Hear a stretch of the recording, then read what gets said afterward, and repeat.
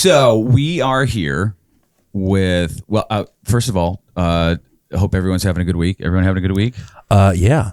You are? I had a great weekend. Dan? Memorial Day weekend. Yeah, I enjoyed myself. It was nice, sunny weather. I enjoyed it. Did you do anything fun?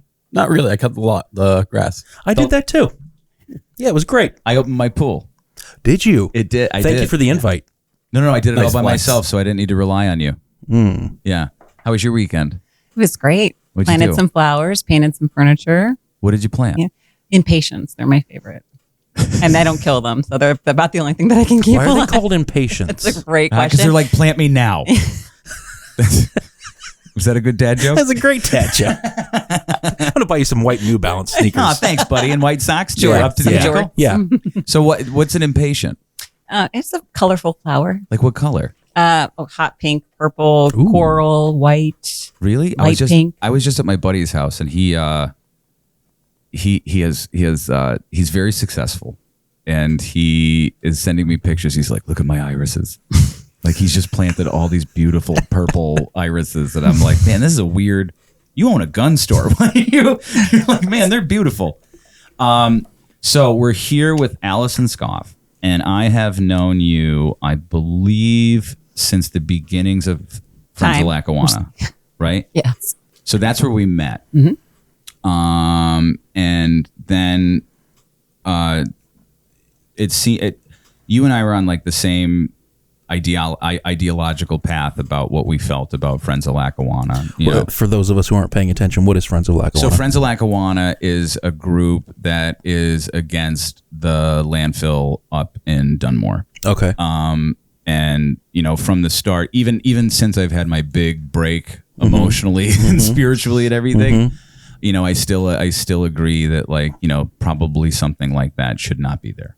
You know, that's just my thought on it, and you know, I know that the man that, you know, owns that is a businessman, and he's doing what he's trying to do. At the end of the day, you know, that's what it's about. But you know, I think unfortunately, with things that size and with that amount of money, there's things that happen that shouldn't happen. Yeah. And you're actually bringing up a good point here. And I think all of us can connect to this on some level. Is the lopsidedness in the power struggle. Sure. So somebody that has that much power through resources, right, and time and network against communities, right, that is seemingly more self-serving, you know, industry serving, upholding those things versus really looking out and listening to, like, well, what's going on here on the ground, where people who don't have power, air quotes, are, you know, saying this isn't working for us. We don't want this, right? So power struggle is the big thing we're seeing all over, not just locally here in our own community, but we can see that definitely more broadly. And I think that's the thing we're all feeling inside, like, this isn't people working. In power.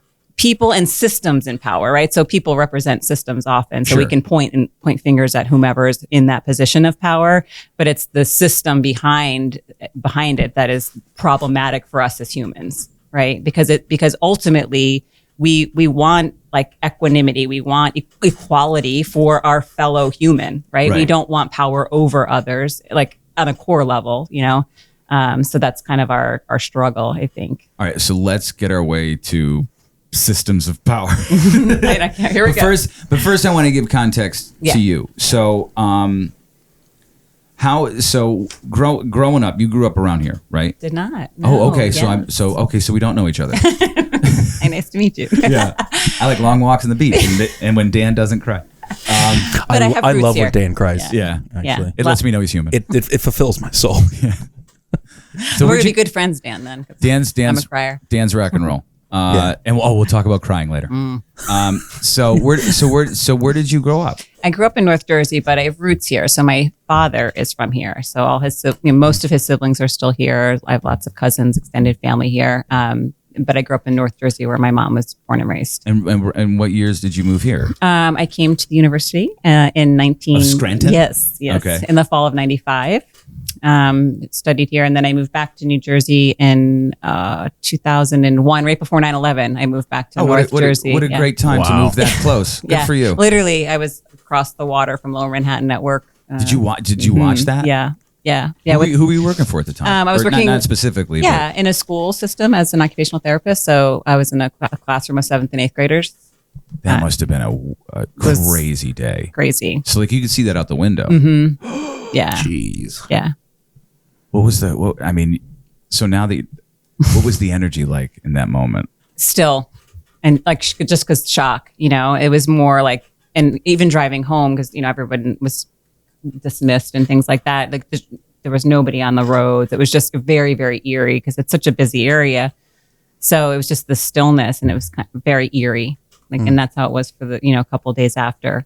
We've had conversations on this show before about 9/11, and we think that there was, or at least we surmised with zero evidence whatsoever, that there was a weird energy shift right after that. Like it seemed like the world changed in a way that is not understood after that. And I didn't realize that you had like a front row seat to that. So man, that is a profound day. Yeah. Yeah. Lots of things that hit home in my hometown for people.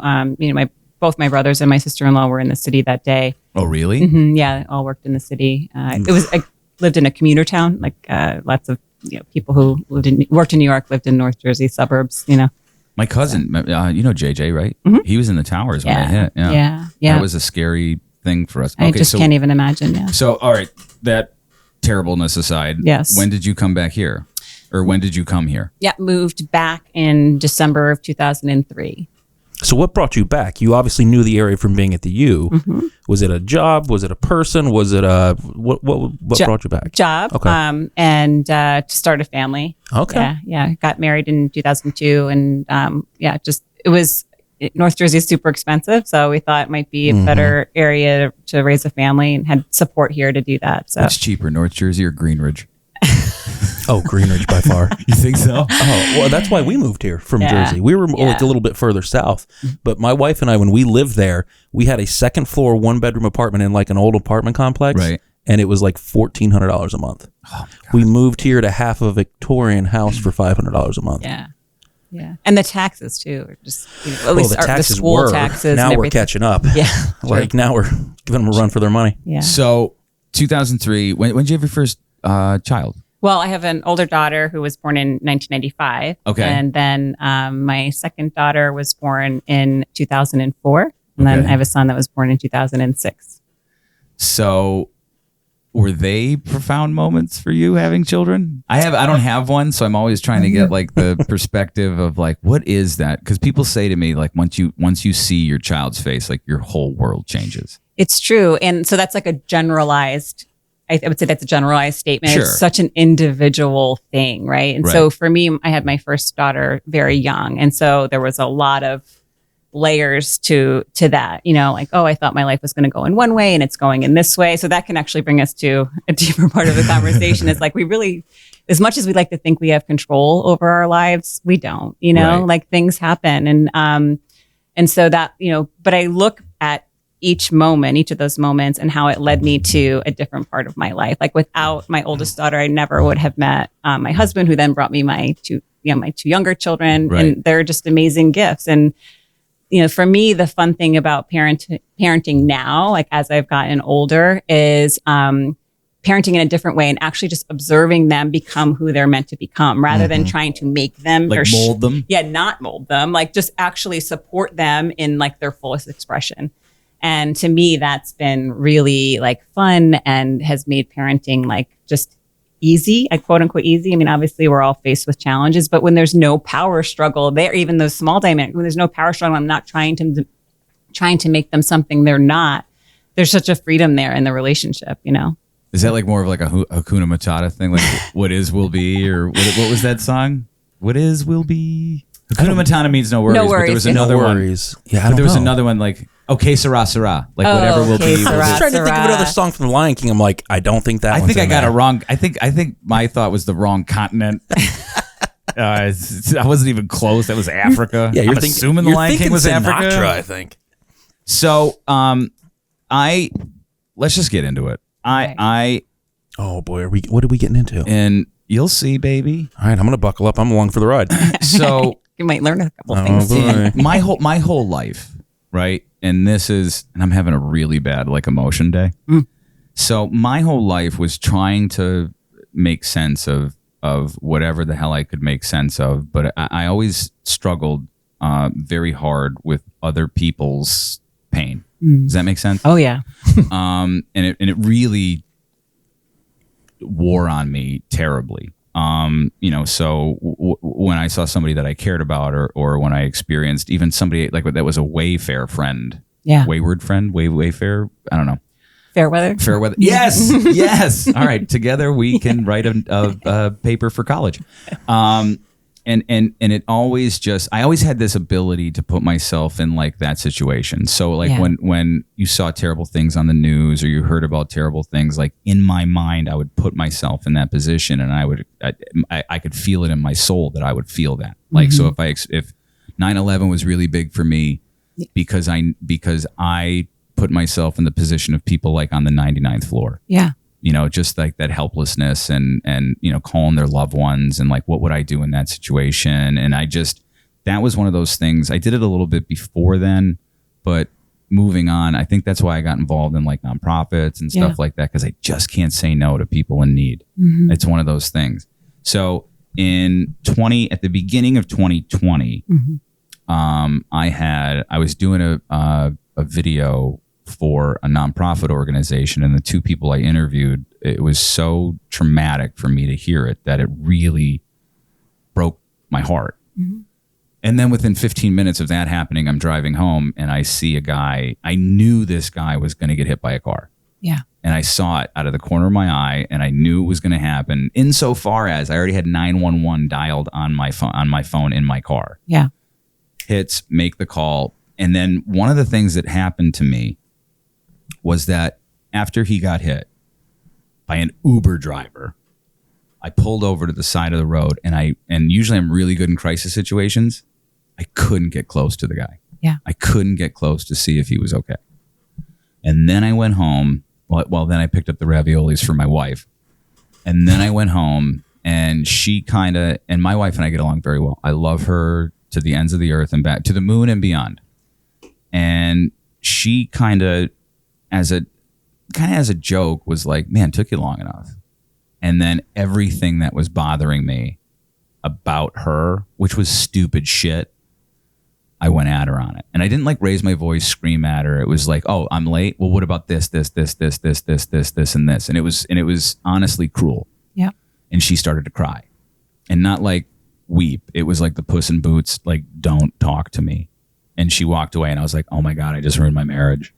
Like, oh, I'm 6 months in and I've already ruined it. So I started looking at non-pharmaceutical forms of treatment, and I came across spirituality, meditation, and psychedelics. And that kind of started my journey on to wherever the hell I am now. Was yours similar? No, but yes. Because you've turned whatever you went through into something positive and helpful. Yeah.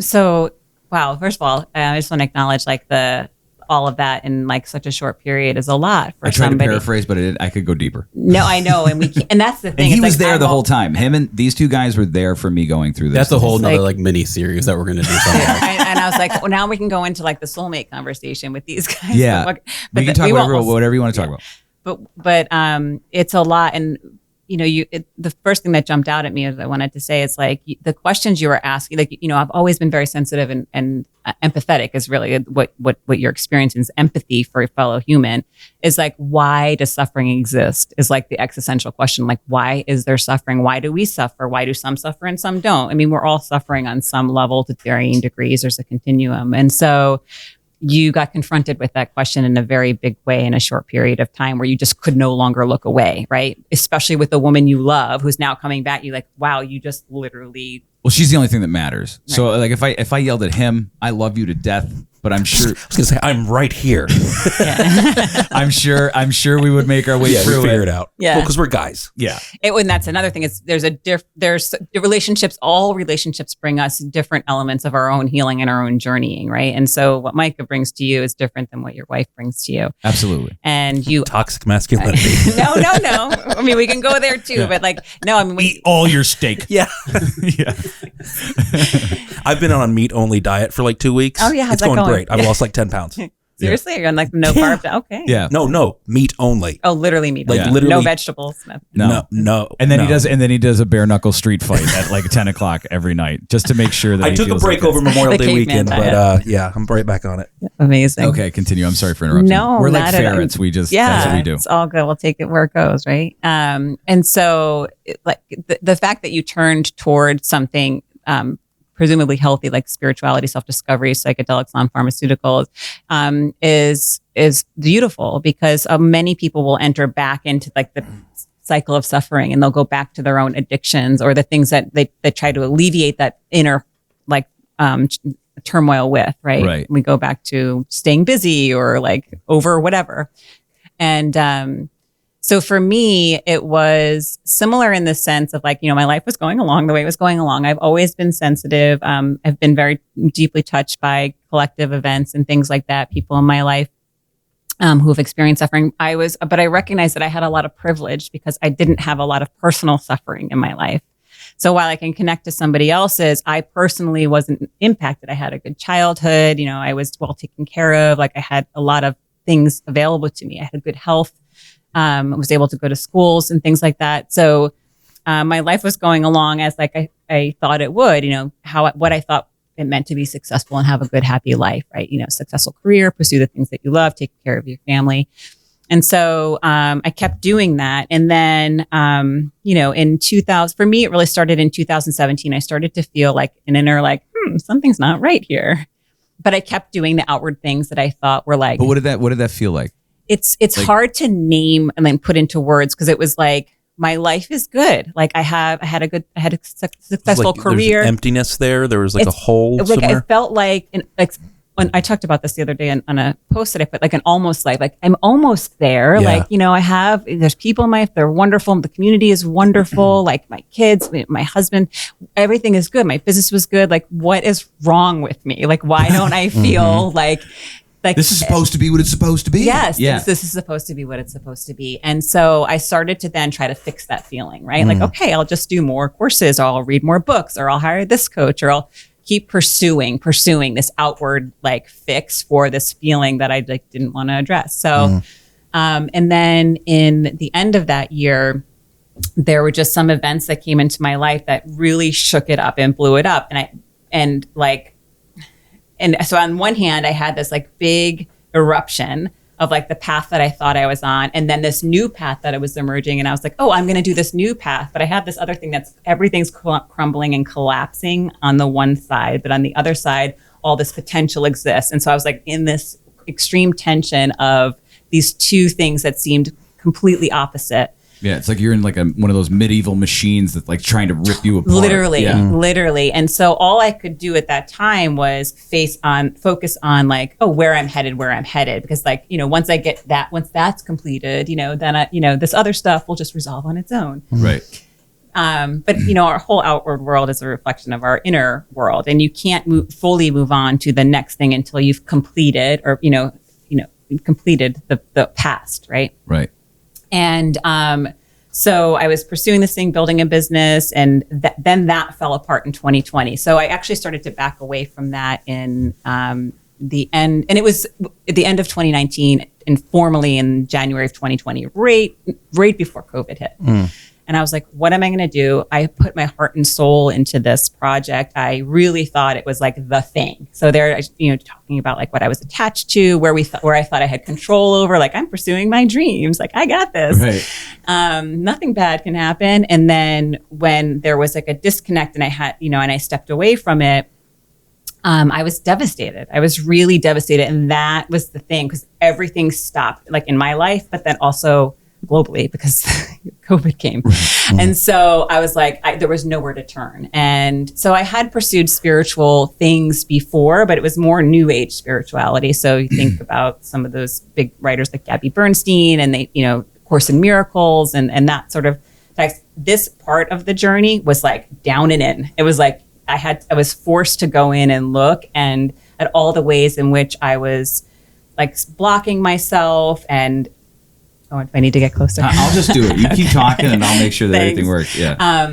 The ways in which I was blocking myself and not fully seeing the whole picture, and like moving to a place of acceptance around like control and like what I think life is going to look like. Because I do think like if life wants you somewhere, it's going to move you. And you can there's an expression out there that's about like, the universe will come knocking and like lightly at first. And you can, okay, notice that's an area that I need to address in my life.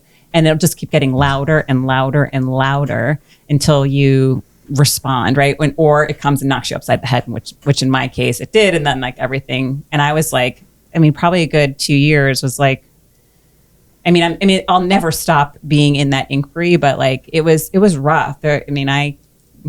So when I was like, I don't know who I am anymore. What am I supposed to be doing with my life? Yeah. So that's like a crisis of like personality. Like that's a big time identity, personality, existentialism. Like it was all of it at once on one big plate. So when you say devastated, yeah. For people who don't know, like what does devastation outwardly look like? So for me, it looked like, isolation, like I was not out and about, like you were not going to see me pretty much. I still had to process a lot on my own because prior to that, like I think, and I related to myself and I think most people would relate to me as a positive person and, optimistic and all those things. And all of those things came up for evaluation. Like, well, do I believe that? Is like, if this is happening in my life, how can I hold that to be true? And, is personal development really a path that people should be going on if they're going to end up here and devastated and destroyed? But, so I just had to reevaluate all of these like beliefs that I was holding on to, which tended to be more of like the toxic positivity. What's toxic positivity? Oh, have you heard of this? No. So it's like Dan just like, nods. Yeah, I got this. I live in it. So, oh my God. So, you have to have humor out. Absolutely. Oh my gosh. Oh, who's joking? Like 2 for 2. What is toxic positivity? Yeah. So toxic positivity is basically bypassing anything uncomfortable, like any of the shadowy or less desirable aspects of life by, saying it's fine, it'll be okay, it is what it is, can be very toxic depending on the person's situation and who you're speaking with. All love and light. So all that love and light campaign that we see all over, at least it's all over my social media. A lot of that can deny an individual's reality. So what I often did was used positivity as a way to fix a situation, right? Like, oh, just work harder or it'll, get better. So you can, somebody can really gaslight themselves or another with, those things rather than meeting somebody where they are. You can move through that. You can move through difficult things like, and have a process. But if you're just like putting stuff on top of it, you're not really evolving, So yeah, it's like all the neglected things. You're just finding new things, and you're neglecting the neglecting things even more now. Yeah, it's just burying and burying and burying, and that's the part of the problem of like our journey as humans. It's like we're born. Always believe this. We're born clean slates. Like as babies, like we are born not programmed. So I had this conversation with somebody where he thinks that it's possible for people to be born evil. Well, I can't. I have a theory on that. And I don't. Well, I think that it's a lot has to do with how, I think everyone's a clean slate. Well, yeah, and so I think like on a deep, spiritual level. I don't know how deep we want to go. Like as deep as you want to go. I do think that we all are inherently good, right? And so what happens.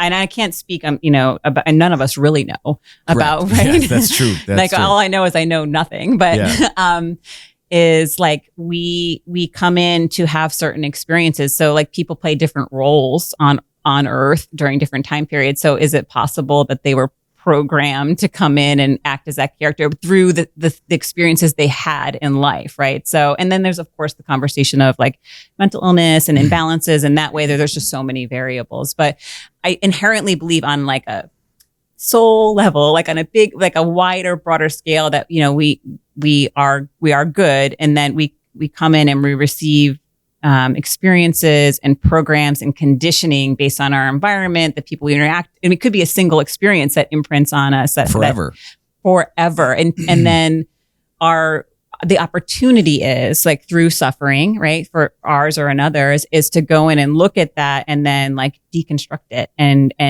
evaluate like, oh, is this serving me or not serving me? Because not all programs are bad, but if you're unaware it's operating, it's just running in the background.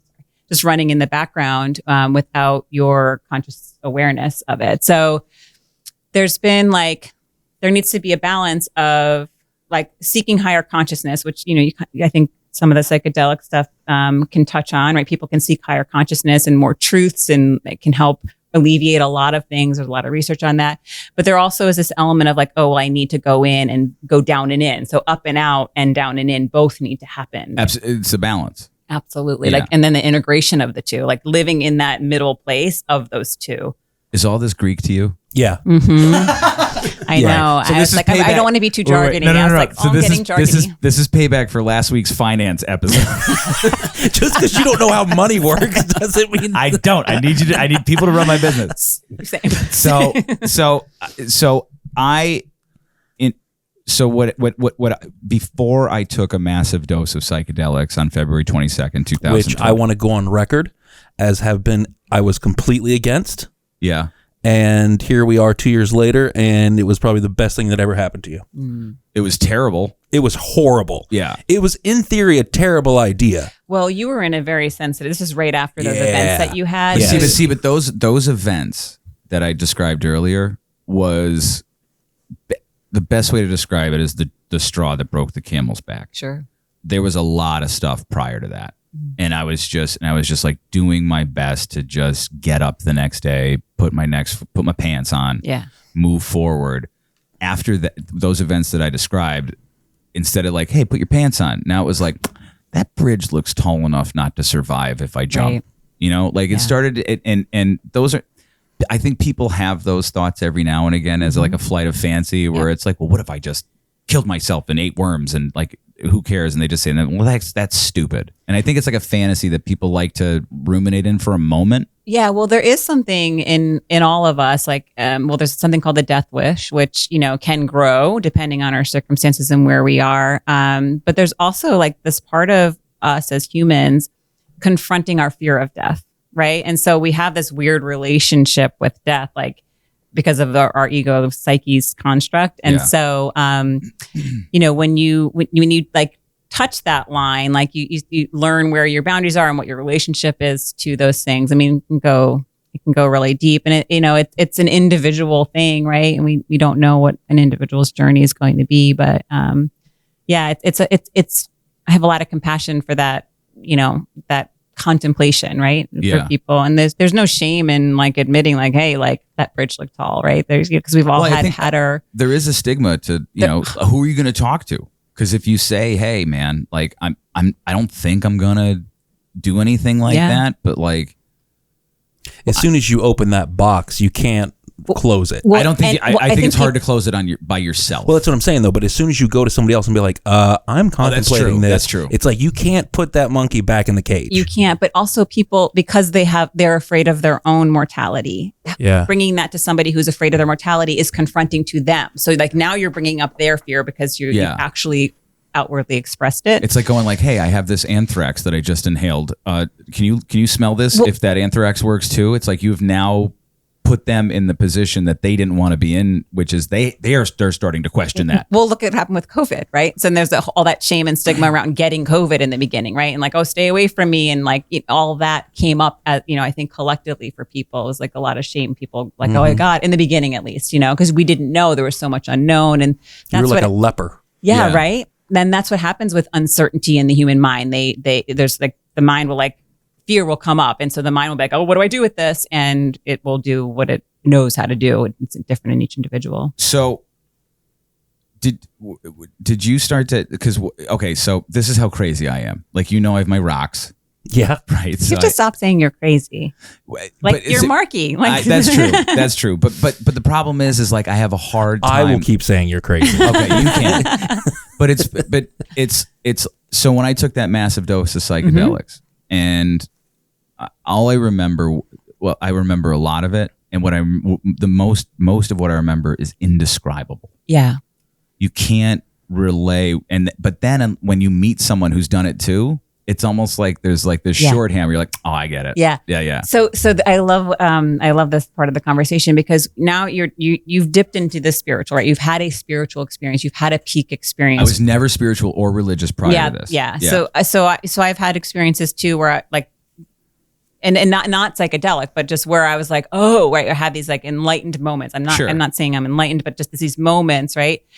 Really just profound experiences. And the first thing you want to do is tell everybody about it. And that's what I did. Right. And you want to tell everybody about it. And there literally aren't words for it because the experience was for you. Right. So, it was an experience. It's like telling someone about skydiving. I get, I mean, I've never done skydiving, but I imagine it's like, there's not enough money in the world to get me to jump out of a plane. Right. But people who have had that experience, like, it's something that you try to communicate in words, but and this is the thing about language and words, is like we can't. They're always an approximation to an experience. Words are never the actual thing, right? So it's the energy behind what you're saying is what's actually communicated to somebody. So if you express something from that place of having that experience, so whatever it was for you, the profound nature of it, the joy, whatever it was, I don't want to put words to it, but you being in that energy of the experience is what's going to be communicated, right? So like you could say whatever. So I don't know if you have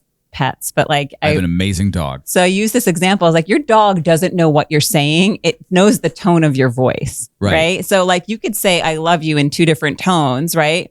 Like you could be screaming I love you at the dog, or you could be like I love you. It would be like, you're so stupid, or, something like that. And their tail's going to wag. Tail's going to wag, right? So it's the energy behind what you're saying that is the most profound thing. That's how we reach one another, right? Like what's evoked in me when you share your experience, right? And that's how you connect with another person, right? It's like really being present with their experience of something. Like I can really see that moved you. Like I don't know what that's like, but wow, like that sounds really fascinating, See, I see. So now, what has transpired is I see things other people don't. Oh yeah, and I'm just going to assert that was always there. It was just covered up.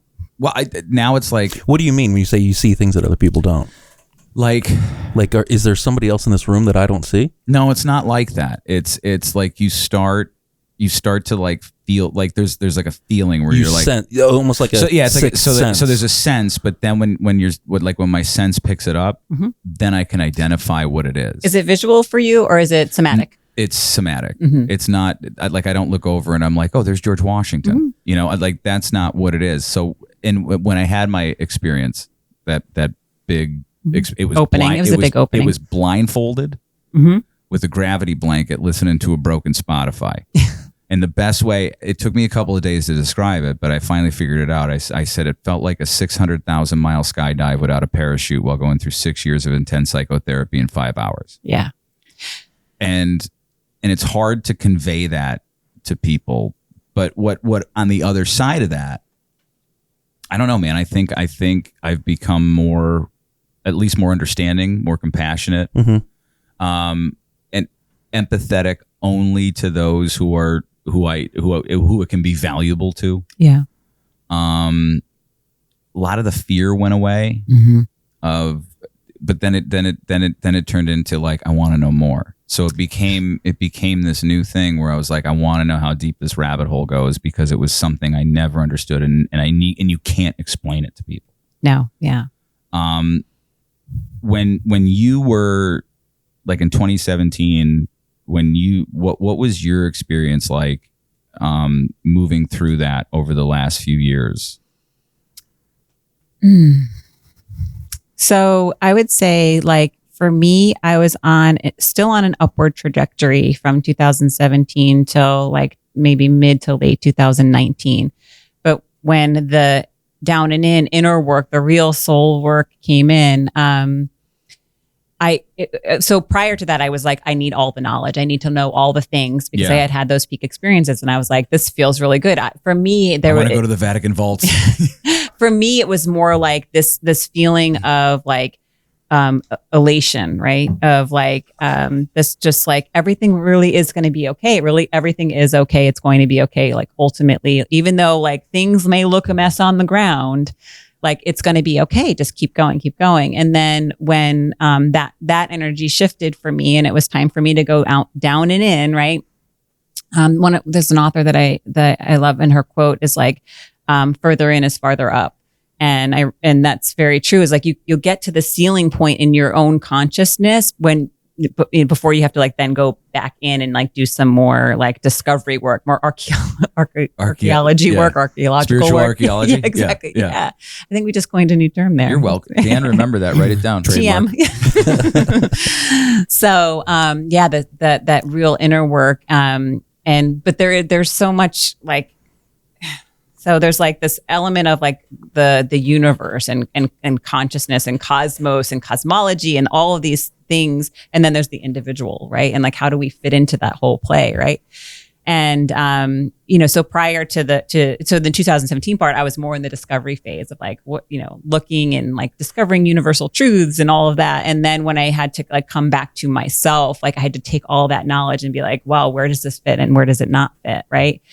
And in that period, so in like the late 2019, early 2020 forward, it was like, I can't learn any new things. It was like more like about the integration. So like when you had your peak experience. I had a terrible integration process. Yeah. You don't know what any of this means, do you? So integration is basically like when you learn, you know something cognitively, right? Mm-hmm. But it's not necessarily like, so if we know each other from the gym, right? Mm-hmm. So when you learn a new move, like a difficult move, like the snatch, right? It's like, okay, I know mechanically. Whoa.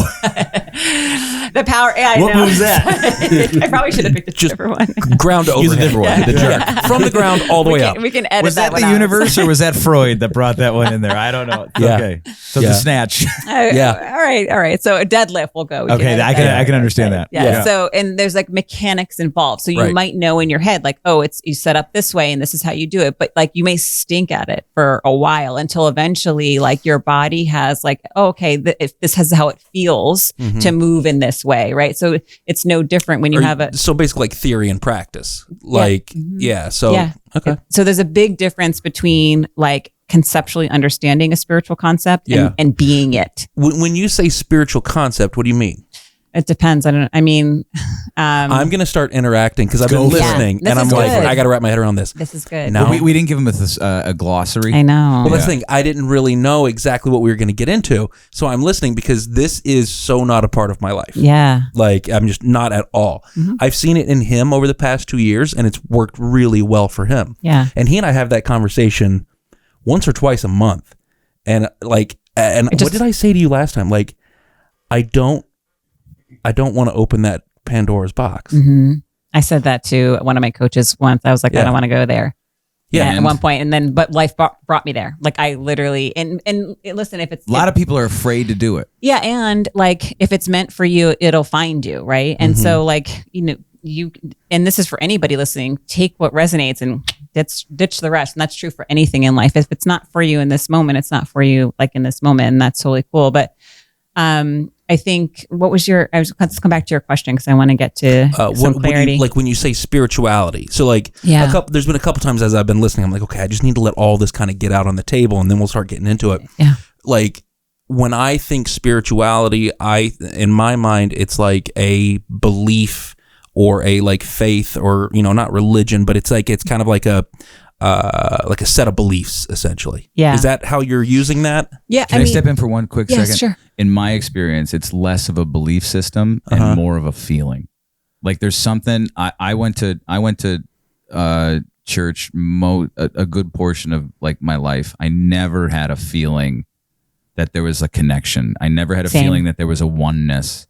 And it wasn't until... And to add confusion to this, I went to church my entire life too, and by going down these dark rabbit holes brought me closer to the foundation that I had as a child through the Catholic Church and feeling that connection to a bigger presence, something that's bigger than me.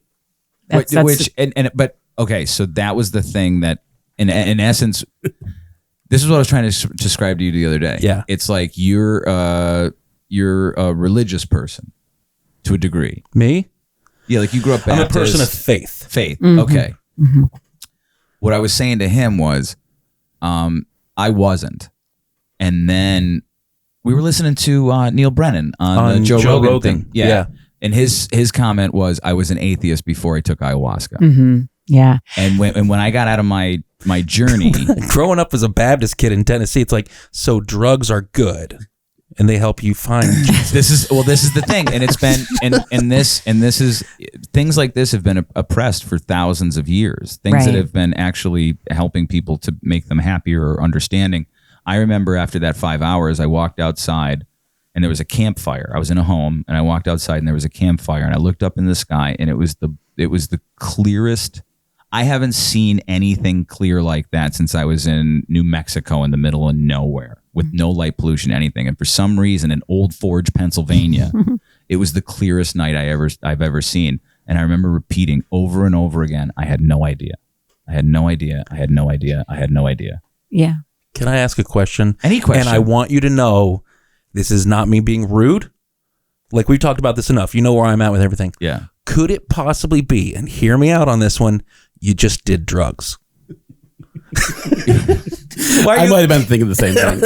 Because like so for somebody like me who's never done it and never had that experience, and like I'm a big believer in, I'm not going to discount somebody else's experience because I've never had it. I haven't done a hero dose either, just to be clear, but I've So had what? a hero dose. What's is that? That's what you referred to it as, right? 3 to Yeah. 5. 3 to 5 to It's 5. called a hero dose. Yeah, that's where you go see God.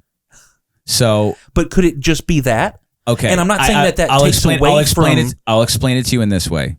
It is a drug the same way Miralax helps you poop. Okay. Do you know what I mean? Like This is great. to me, it breaks the veil of what the limited idea of what you have in your mind. It can't.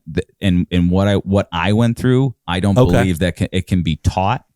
I don't believe it can be explained adequately. Let me ask it this way. And I'm not, and I'm by no means like this profound psychonaut. Like I just have my little experiences with it. And Yeah. Okay. Let me ask it this way. Because I want you guys to understand what I'm actually asking. So I'm not trying to ask a rude question. If you're somebody, like maybe you're a guy who's not very good at talking to girls. yeah, You take a couple shots of whiskey. All of a sudden you go ask a girl for a number and it worked. And all of a sudden you're like, wow, maybe I am good with girls. And it changed something in your psyche because of that substance allowed you to change something within your psyche. I can't speak about the guys and the whiskey and asking girls out thing, but what I can say is like it's that. called liquid courage. Liquid courage. Yeah. To me, that feels like it would be more a temporary thing. It doesn't necessarily change But- the wiring okay, in In your that brain. temporary moment, you unlocked something. Let me explain it this way. If the difference between that and, in my opinion, psychedelics is, yes, it will give you the confidence to speak and to someone like that. But what it'll also do is continue to allow you to be a good, understanding person. I think that's kind of what And I was going to say, it all comes down to the integration. So like someone can take true. any drug, a psychedelic drug, an illicit drug, alcohol, whatever, caffeine, whatever, and ingest it in their body, have their brain chemistry altered and do nothing with it after. So I think we started this conversation earlier. You said Mark is a different person than he was 2 years ago. Yeah. I didn't Somebody who sober drinks, right? So somebody who drinks whiskey will inevitably go back to those old patterns that they've had when confronted in some way or the next day. And he may have like regret for asking her out or whatever. But from what I understand from the research and people who have had these profound experiences, they are changed when they then do the work of integration and like they see the world differently. I think it might be easier. That makes a lot of sense. I think it might be easier to understand. Were you going to say something, Dan? I was actually going to say if you could explain integration. Well, I think that's the thing that we're kind of like- what I was. No, but that makes sense to me though, because like you're having a profound experience based on any kind of substance you put in your body, and you might have a theoretical realization or a theoretical thing, but until you take that experience and apply it to the meat and bones of everyday life, nothing changes. That's but when right. you do, it's almost like it's like a tool that helps you unlock the ability to take these steps in life. And it's going to work with the individual exactly where the individual needs it. From from just people that I know who are professionals in the industry, and it will meet the person right where and it might not be the experience you expect to have or want to have, but it's going to be the experience you need. Yeah, like Jordan Peterson says this, it doesn't give you what you want, it gives you what you need. Yeah. Now, you just said like professionals in the industry. Are there people that do this professionally? Yeah. So, lots. Definitely. And a lot of licensed counselors are now offering guided psychedelic therapy. How do they do that? Because it's illegal. There are certain states where it's allowed under licensed professionals where you could have guided experiences. Okay. There's also like MDMA therapy, which is that's not a plant medicine. They do ketamine in New Jersey. Right. And there's an online company that offers at-home ketamine. It's low dose, but you're guided. So that's something that's available to people. So the research, and there's a lot of funding going into like university research. So what's happening here is the gap between science and spirituality is narrowing. So in this area, right? So there's a lot of other areas where we can prove like spirituality through science or point to. We can never really prove spirituality. We can kind of say, look over there, like here, there's the moon, right? But the quantum physics is an area where science and spirituality can, really like be in harmony with one another. And like that topic fascinates me as well. But I think we're going to more and more, and we're just getting faster and faster with the research because more and more people are getting on board and seeing the effects of it and how profound it's changing people's lives. And I'll give you a quick, for instance, there's, you ever hear of DMT? Yeah. All right. Dimethyl. Is that licking frogs? which is really crazy. So dimethyltryptamine is found in almost every living thing on this planet, including human beings and plants. Yes. Yeah. Is that the thing they refer to as like the God particle? No. Like it's like your brain floods with DMT when you die. Yeah, there is a DMT release supposedly when you die, and when you do breath work, like holotropic breath work, which I've done.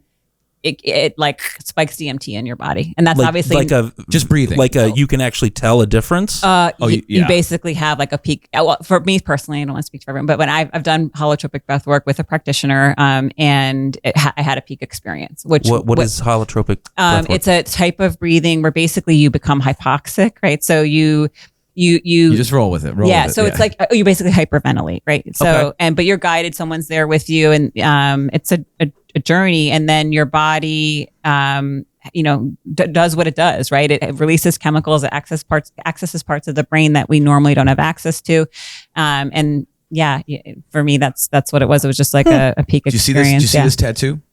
Yeah. Okay, so if you do a cross section of the human brain, that is the pineal gland. Yeah. Oh, the third eye. That's the third eye. So there's also the eye of Horus. Yes.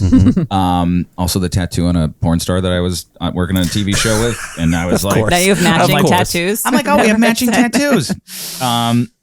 But so the thought is that many generations ago, up until very recently, is that people were able to access their pineal gland, and then through, I guess, like the last 150 years. The calcification started. The calcification of your pineal gland has happened because of what do you mean by that? So it becomes hard. Okay. So, and it's through like... Where is the pineal gland a physical thing? The very center of your brain. Literally in the middle of your brain. Okay. Yeah. Oh, yeah. Okay. So like diet, technology, lack of sunlight, lack of like fresh air and water, like all calcify your pineal gland. But when you're born, is it pure? Yeah. And it just naturally happens. Yeah. Because of the way we live now. Yes. So if you know that, right? And they think that the pineal gland is like the door to, out there. Yeah. To deeper understanding. So after my experience and learning about the pineal, like I started to watch children. Because I'm like, the innocence of children. I started to watch, and there is something there that they experience that is way different than what we as adults experience as far as reality. Yeah. It's really beautiful because we can connect to ourselves through children. So obviously we've aged and we are now adults, but that part of us is still very much alive, right? And we can connect into that through watching and interacting with children. And they explore the world with such wonder and curiosity, and that innocence that you mentioned and that purity, like all of that is like, that is divinity or spirituality at work. Right. And so us being able, that's why, kids, for the most part move us, right? Or even the elderly who've kind of gone through their life cycle and they're like facing, the end of life. There's just this innocence that touches us on a level that we often forget. That is part of, who we are. And that's the thing that I love about humans is like, there's a part of us that is still innocent and it might be covered up and like caged up because of our experiences and we've been hurt and like we don't trust or whatever, but like it's in there. Right. And so that's, when I'm working with people or just even engaging with people in my life, I'm like, I hold that part of you is still innocent, Can you tell me about the value of meditation as opposed to never meditating? Yeah. Well, oh my gosh. I tried it. Yeah. For a hot minute. So meditation doesn't work for everyone. Didn't work for me. It just depends on, there are different styles and schools of thought, if you will, of meditation. So being still doesn't work for everyone, especially if you've never done it before. So because of our world is so busy, right? And we are constantly inundated with stimuli, sitting still does not feel safe for us, right? Our nervous system wants to keep going because it's just always been going. So we have to like approach meditation by meeting our nervous system where it's at. So for some, like walking can be a meditation while you're still moving your body, but you're not on your phone. You're not talking to anybody. You don't have anything in your ears. You're literally just like in your environment, moving slow, just slowing down your life is a form of meditation. Now, of course, there's the more intense ones that are like silent meditations and you're just not moving. But there are other forms that are more alive. So like yoga, I love yoga. It can be a form of meditation. When you're on your mat and you're just present with your body, meeting it where it is. So if you need a child's pose in that moment, your body's saying rest, you like go into rest. Like being present with your body and what it needs in that moment, to me, is meditation. It's getting out of your head and into like more of like what's going on here, right. Pointing to my body, but except for people who are listening and not watching, but so like really coming home to yourself and be like, wow, I'm really overstimulated. I can't sit still. Like, and the simplest form of meditation besides walking or something like that is like literally just focusing on your inhale and exhale for a couple rounds. Like that is just like in, out. And what is the result? You de-escalate your nervous system. Right. And so that's what meditation is getting into like a calm state, like a state where your nervous system is not either suppressed or overstimulated. It's just like this aware state, right? So you can receive what comes in and not react to it. I mean, obviously, if there's a life-threatening thing, your nervous system is going to respond. Sure. But you can just be really present about like what's so here, and like, the world is going to pull on us. It's so noisy out there. So noisy.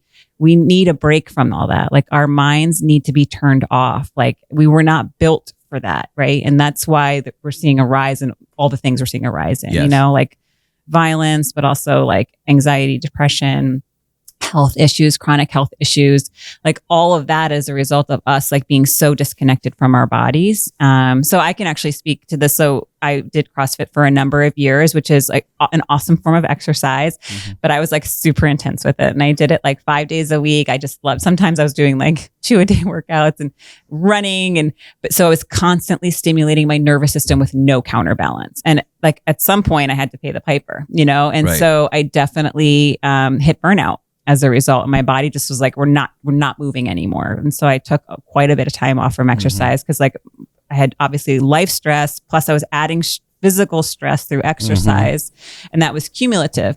I was not discharging that. And so my nervous system was like, we're checking out. And so there has to be a checks and balances. We can't always be consuming stimuli. Did you get sick from that? Spiritually sick. No, I think I did get. Because sometimes it manifests itself as like a physical. I'm very, very fortunate. I mean, I had taken care of myself like through exercise and diet prior to that, but I had no energy. I was sleeping a lot. I was sore all the time. So there were a lot of like impacts that were not life threatening. So there was definitely an imbalance with like my cortisol and adrenaline. So I think I just had really, really high levels of cortisol in my body. So I worked with a functional medicine doctor to help like get those things back in line. Cause like, without the body, like, where are we going? What's the point? Yeah. Like, I mean, that's another spiritual, I view most things spiritually. And I think like, the body's sacred because it is like the vehicle for your expression, like who you are in this world and who you're meant to reach and how you're meant to have an impact. like you need to house it somewhere, right? And if the more optimal that your body is, like the clearer that message can come through, right? The more purity can come through when you're taking care of the vehicle. And that's another thing. It's like where you don't realize that like reality is only right here and it's only for you. It's projected. Right. Yeah. It's a movie. You're in a movie. Yeah. Isn't that crazy? Well, I'm not in an actual movie. You are. Who's to say? You're gonna be a star. You ever see kid. The Truman Show? I mean, there's thoughts of that. So so tell me, a lot of people don't understand the idea of like shadow work or light work. Can you shadow work? Yes. Yeah. Can you explain the differences and what those are Do and my what the best. processes Yeah, I'll do should my be? best. Sure. Yeah. And again, just speaking from my own experience and study. So shadow work was termed by Carl Jung, who was a psychotherapist and in the early part of the 20th century. And he was a student of Freud, actually, if you know any of those names. And where he basically did his own self-study. Like he went, like pushed the edge of what we would call crazy, right? Exploring his own inner psyche, right? And so essentially what the shadow part of ourselves is are anything that's hidden or repressed that was not deemed acceptable by us or the people around us. It could be a part of us that didn't receive love when we were younger.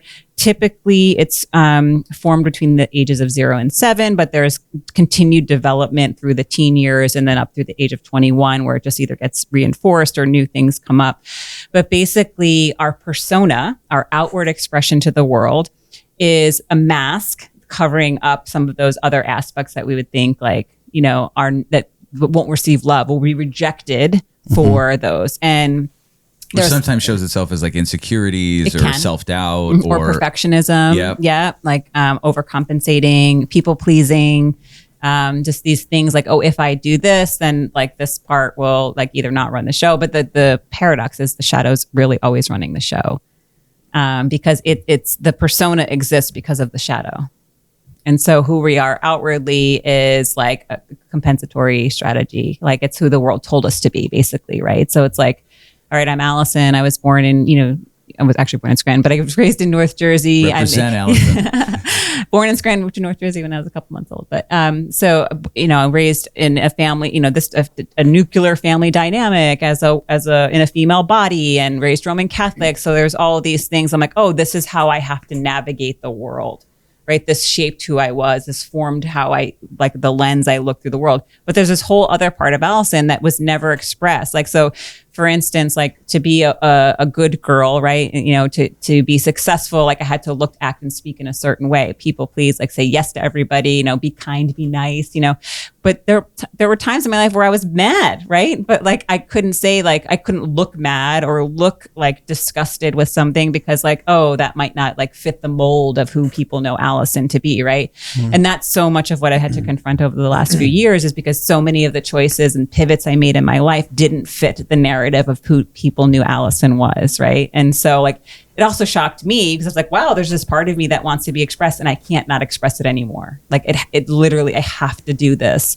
It was like this choice point of like, do I choose everyone else and uphold like that narrative of who Allison is supposed to be? Or do I like take this other path and think and find out who I really am? And so did like, you get blowback from that? did I get I did. Yes, I did too. And this is what's But you're not coming from a place of like I understand. negativity or ignorance or anything like that. I completely understand why I got the blowback. People, when you make a pivot in your life and you show up differently, people are going to be hurt because they have an image of you, right? And so it pushes up against that image they're holding of you, that projection, their movie, right? Of like what their world is. And how you fit in it. Right, has now been rocked. And so now they have to evaluate how their whole narrative has been. Like, wait a second. Like, if Allison is not this, like, she needs to be this for my world to be okay. Right? And I had this metaphor of these crabs in a bucket. Have you heard this one? No. Mm-hmm. So the metaphor is you put a crab in a bucket and he will claw his way out. He will fight it. He'll get out to his own freedom. you put a bunch of crabs in a bucket, the crab starts to crawl out. The other crabs pull him down because they think they're doing something good to help him, to save him. Like, you got to stay in this bucket. This is where we're safe. This is where our world is, inside the walls of this bucket. And so ultimately all the crabs die, right? Because they eluded the freedom of the crab. Like, this other crab was showing them the way out. So like, that's what happens when anybody tries to, like, and I think in Australia they call it tall poppy syndrome. Like, when you raise your head up above the narrative, you're going to get some blowback. And especially like in my situation, like I think I questioned some social norms, for people, and it's confronting, and especially in this area where it tends to be a little more conservative, I guess. I mean, I don't mean like politically conservative. I mean like traditional. Maybe traditional is a better word. So I've definitely lived a non-traditional life. And it's so funny because I would have definitely like considered myself a more traditional person. And I tried to play the role traditional, but if I look at my life, I'm like, wow, I really made a lot of decisions that shook the boat, or rocked the boat, whatever. So the shadow, that was a long monologue about shadow work. It's like, it is the hidden parts of ourselves, and they're not bad. We're afraid of them because we think we won't be accepted. And then but the irony is when you do that work and you begin to integrate your shadow, meet your shadow, discover what's there, like really get into the recesses, that actually happens, right? So there'll be people who don't accept you, right? But what happens is like that was because it was an inauthentic part of you. So those things that were not authentic will fall away. And of course, like through that process, you have to confront grief and maybe anger and like the other emotions that are just part of being a human, which is also hard for us. It's like, we don't know how to deal with emotions. No, none of us do. In this day and age. So, and equally complicated, I think, for men too, dealing with emotions, because historically it's not been accepted nor taught, But for me too, it's like emotions are only the good ones are good. And it's one of those things, like the shadow work stuff is like, how you say like when we had a conversation, you said it earlier, like these are the things I don't want to see. Do you know what I mean? Like I don't want to revisit these things. Yeah. But in the way she's describing it, those are the things that are holding you back from being your like 100% you in a way. But I don't think we should. I'm not saying you should do it. I'm just trying to explain. I don't think anybody should be 100% them, because there's a portion of certain people that's not good. Okay. And you should suppress that. Well, here's the thing is it's not necessarily saying you need to act on that, right? Okay. So like if there's an ugly part of you that's like angry or rageful or murderous, like whatever, it's not saying act on it, it's meet that part, right? And why was that part exiled? So yeah, of course there's like definitely social constructs but when you the reason why we have violence is because people are not integrated, right? They're split off into all these different parts of themselves, right? And that's why we see more collective like eruption of some of these things. It's like it just tipped the scales, like it just got really imbalanced. Like so one of my favorite speakers was sharing this the other day, and he was saying about like, oh, you want to look at like division, lockdown, separation. Let's give them a pandemic. So that we're basically locking ourselves down internally, and then of course we had this like global lockdown because so much of us are, as an individual level, are locking down, right? And so there's this part again about the like, and again. And this is not about like having anarchy, right? But when we heal on a micro level, it impacts the macro. So we're trying to solve the problems on a macro level. Each one of us needs to take responsibility for who we are on the inside, right? And without being judgmental, without not good, bad. It's just like, oh, this is what's here, right? So if I have like a rageful part of me, not saying like that's a bad part, I need to like put it away. How can I express it in a healthy way, right? So I can convey my anger to you without like beating you guys up. You know what I mean? I can convey my rage. So there's a sacred part of us that's wanting to be expressed. And I think the systems lock us into this like homogenized state, like, oh, you all need to behave this way. Like we like to think there's an acceptance of differentiation, but there's really not. Like there's still like, again, to the crab pot thing, like systems want people homogenized, school systems, governments, like it just makes their life a lot easier, right? So when the threat is like your individual liberation, right? So like the rebellion is like you liberating yourself from these parts that you've never allowed, and you don't even need to share them with anyone. You can just visit them on your own. You may find that at that point you want to share them with someone, but like at least starting in the intimate like echoes of your own heart and visiting those parts that never got the attention and love, and that just kept getting pushed away for whatever reason, you know? And I've looked at it as, what are you smirking about? I like listening to people with a different worldview because it helps me grow. Like when I've said this before, like I love being wrong because when I'm wrong, it gives me a chance to fix something and grow and move on and be a better person. Yeah. And it's just really interesting to listen to somebody with like a different worldview. Like in listening, I mean, you and I talk about this sort of stuff too, not as in depth as we're talking about it right now, because I do have a different worldview, but it's like, oh, okay. Yeah, maybe I should be a little bit more sensitive to X, Y, and Z. Because, I mean, I come at it from the approach of, well, I mean, I go back to when you guys said you think everyone essentially is born good. I kind of go to the... Oh, no, I didn't say born good. You said born good, right? I just think Clean slate. I think it's clean slate. It has the potential to be damaged. Can go either way. Yeah. I like to think like the old Native American way of saying it was, everybody's born with two wolves inside of them, one good, one evil. It depends on which one you feed. So that's kind of how... It's kind of like the same thing. That's kind of how I look at it. And it's like, They were on peyote. Yeah. So like I just like I look at things slightly differently, but I'm like, oh, on a personal level, maybe I should. But like the way that I look at the world for me is, if I'm doing a good job, if I'm the best version of myself, I'm focused on everybody else. Mm-hmm. And maybe that's just me personally. Like, I don't really care about me. Like, other than eating all my meats and eggs. but taking care of the vessel. Like, other than working out, like, my whole life is the people around me. I love that. And I also want to I just want to say this about shadow work. Shadow work can be good things exiled too. So like for men who were never necessarily allowed to explore their emotional side or their, the softer side of who they are. Stop crying. What are you, gay? Yeah. Right. Yeah. Those are all of it's beautiful, right? And all of it make up who you are. But if you've never been allowed to express your sensitive side, that's going to be shoved in the shadows, right? I think we're seeing, growth in that area in a big way recently, which is really great. There's a lot more men's work happening, which is amazing. And that's all since like COVID. All this I stuff's mean, happening. it started before, but obviously it really blew up because people had the time. It took like 95 octane to... Right, exactly. Like, fine, we need to wake up. Yeah. But so just to that point, shadow is not bad or good. It just is what's hidden. It's just like the regress. Yeah, it's like what's tucked away. And it's those hidden parts. because it's like you said it, like it's stuff that typically happens between like birth or 1 and 7 years old, 0 and 7, and then it kind of gets regressed in the psyche. Yeah. So why is that? Like the thought process is that a young individual between 0 and 7 is basically what forms who they will be as when they grow up as an adult. So basically you're a blank slate till you're around 7. Yeah.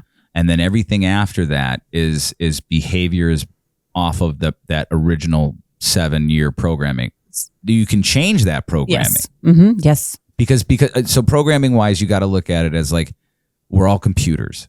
Yeah. Right? And yes. we were fed data sheets on how to behave, what to do. Like yes. Westworld. In a way, yes, but culturally, familial.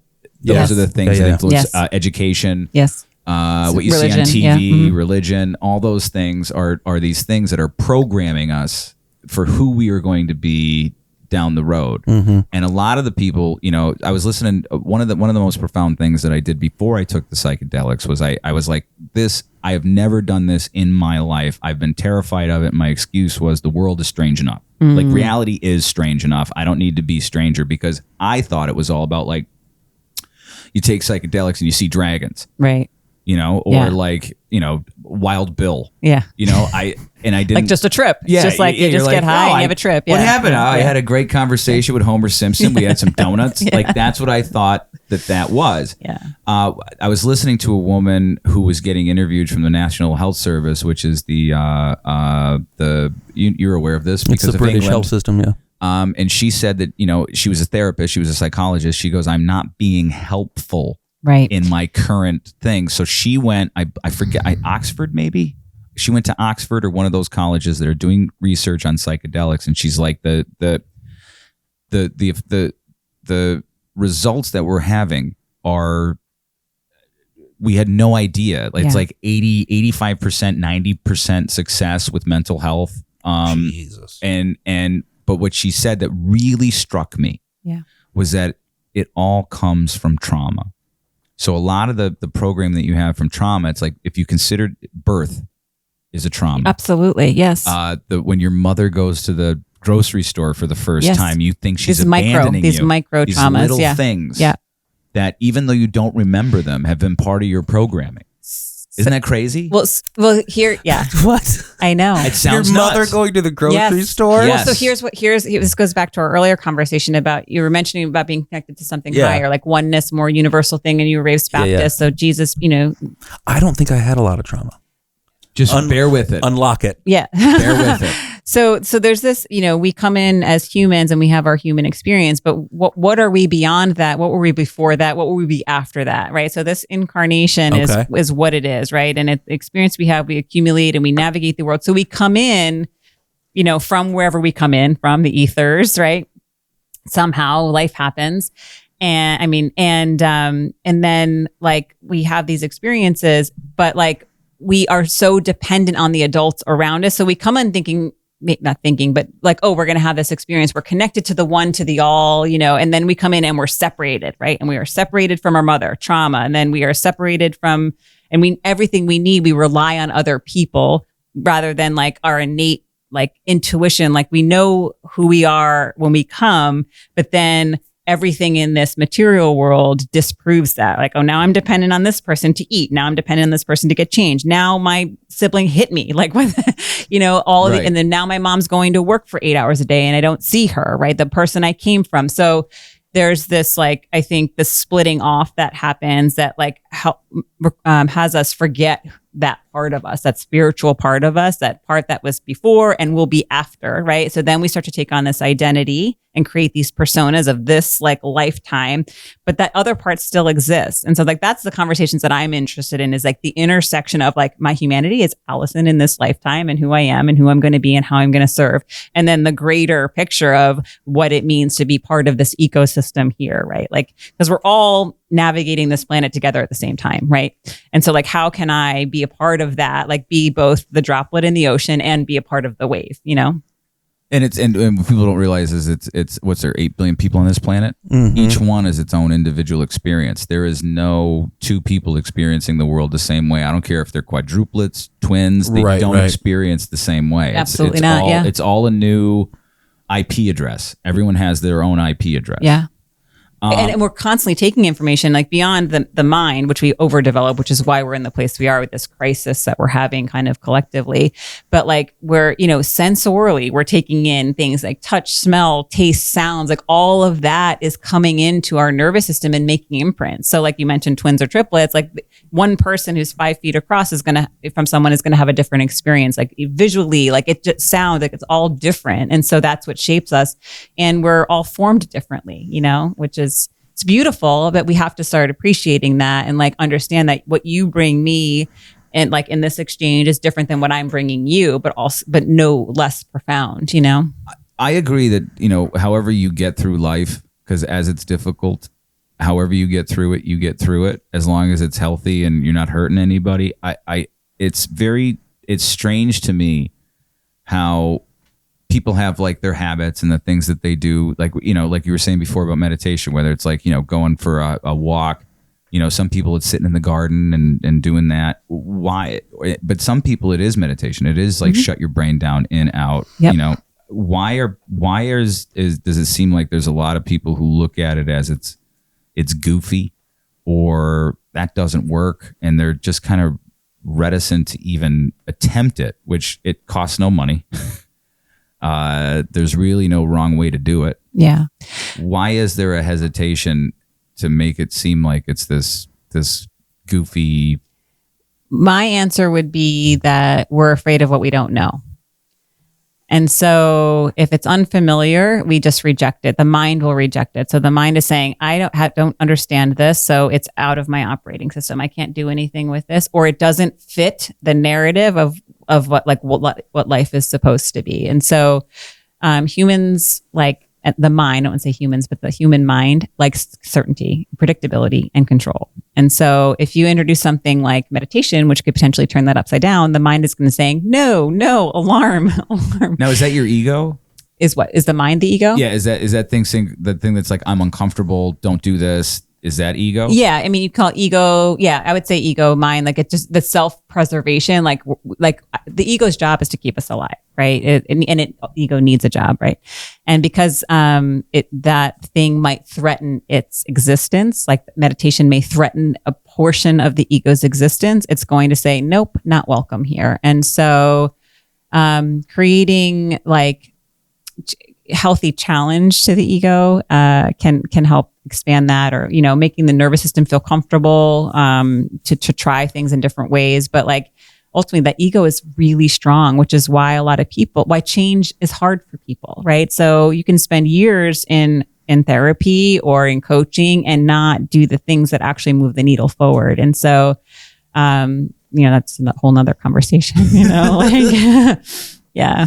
Oh, 12 years of therapy. I've done nothing. Mm-hmm. I mean, how many people have been in therapy for really, really, I mean, to the point earlier, you're saying that woman said, I'm not helping people. It's because oftentimes if the mind is so strong and you can't get through that wall, you'll just, it'll just play, it's a trickster. The mind is a trickster. It'll it'll just keep hoodwinking us to keep its own survival. So sometimes radical things like psychedelic therapy is necessary, or meditation, or holotropic breath work, or sometimes life just comes in and initiates us through different shocking experiences, and then we're forced to consider new things. Are you seeing more individuals starting to be curious about stuff like this? On my fractal, yes. On your fractal? In my movie, yes. Yeah, okay. So I think, and what are they saying to you? I think, there's the mainstream, which is a little more palatable, and people can say, oh yeah, I relate to that, or yeah, I had an experience like that.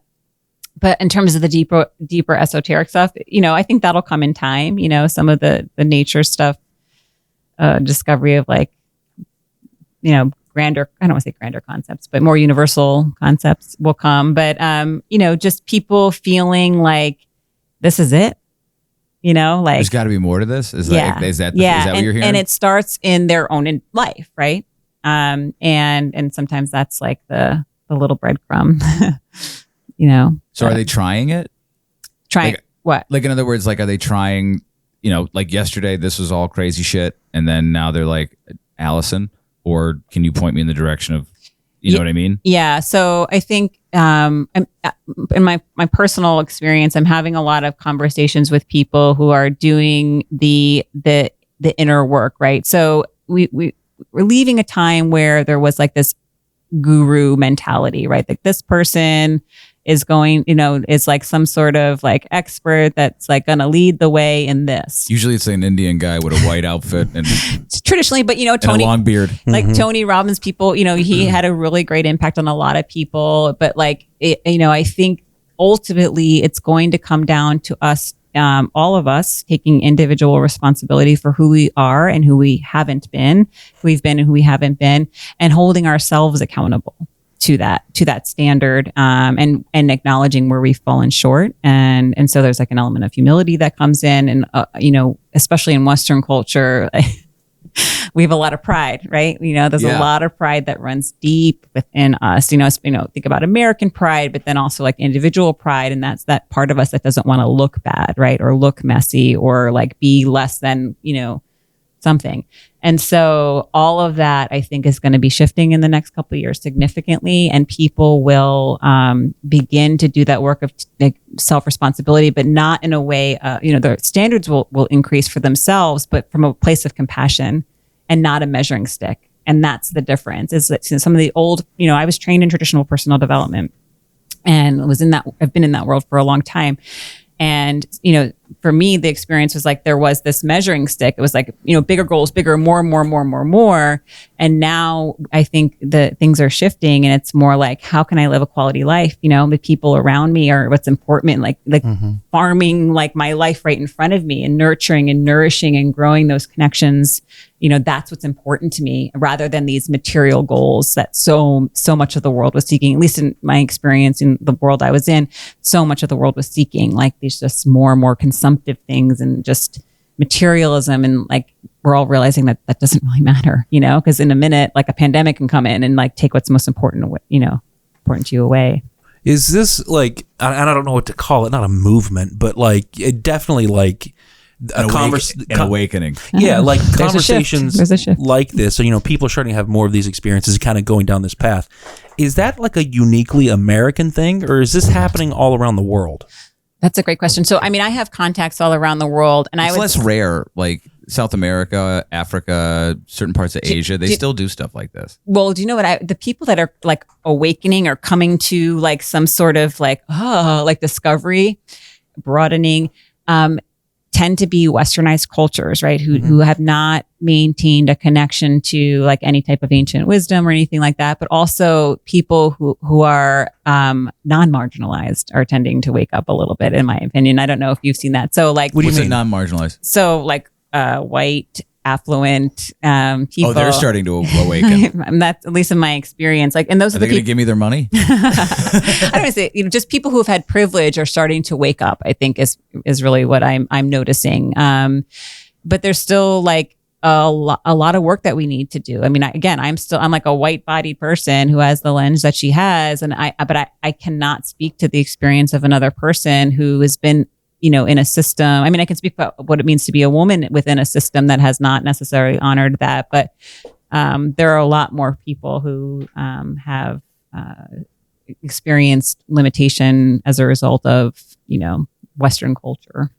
Do you think it's people looking for like, I'm not happy, and there's got to be something? I've always felt like there's something more there than what is there. Like, oh, I have the 2.5 kids, the white picket fence, the house, and I'm still not happy. Yeah. I mean, I think that's part of it. I think it really just depends on the individual. Like, I think there's a lot of that because especially of social media, portraying this image of like what, this beautiful life image. Right. And, like, I think people are doing that and curating their lives to fit that bill and getting there and being like, like, okay, I don't feel any different. Right.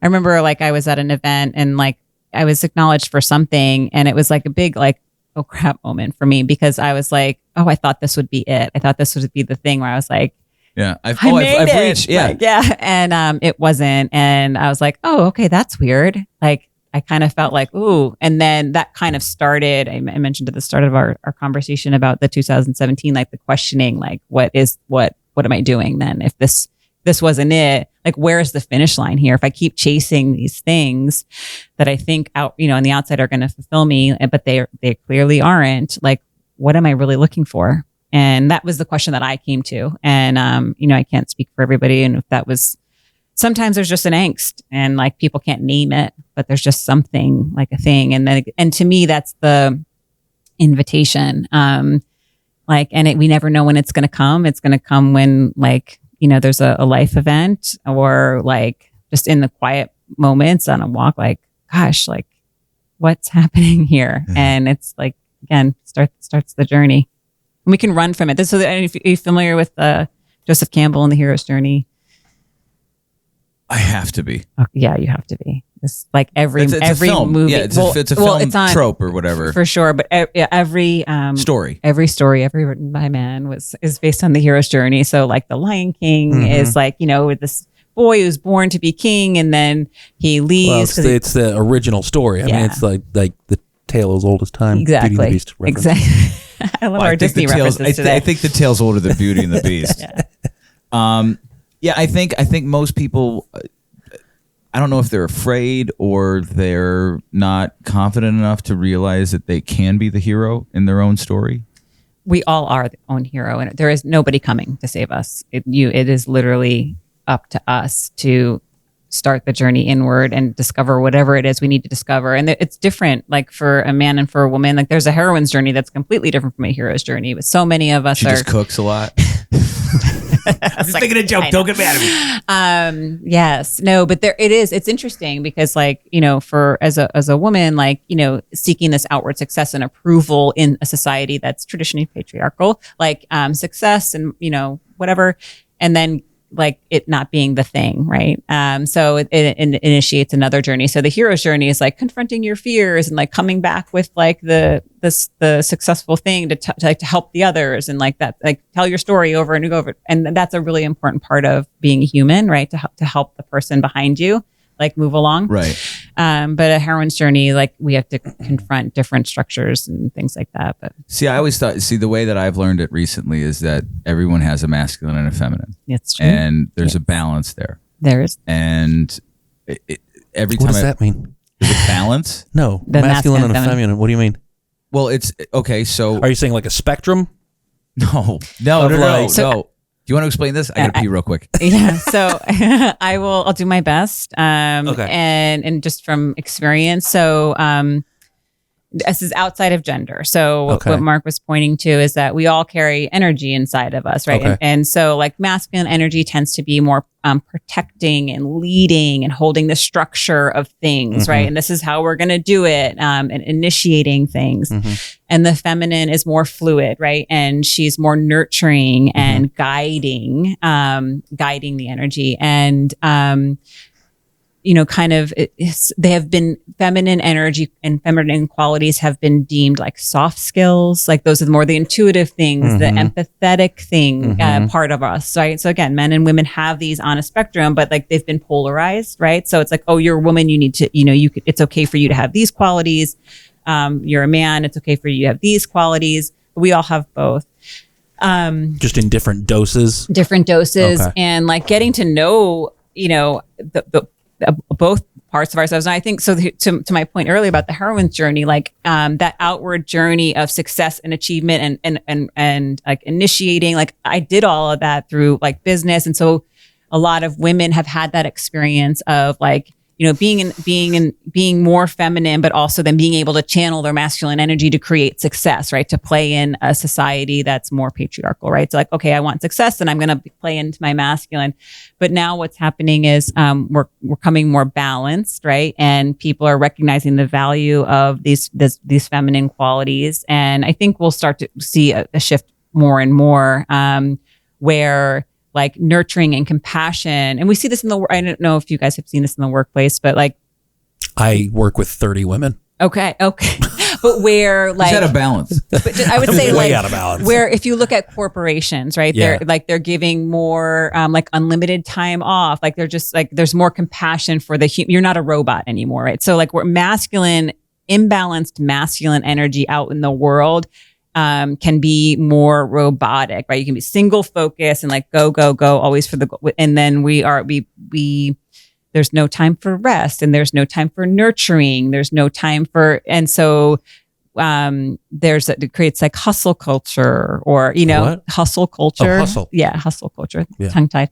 And so it has an impact on us because we hold both energies. And so if we're denying parts of who we are or suppressing them or not channeling them somewhere, we get sick as a society, right? You might not necessarily be aware of it in your individual life, but you know, society gets sick, right? And, you know, I think we've definitely seen that. I think, more of that's coming to light and like we're beginning to honor more of those feminine qualities, you know, in different ways. So when you say patriarchy, what does that mean? Yeah. I've heard so many different definitions of that. Yeah. So basically patricide, the root is like father. So, right. And then there's like matriarchy, which is more like female run, female led.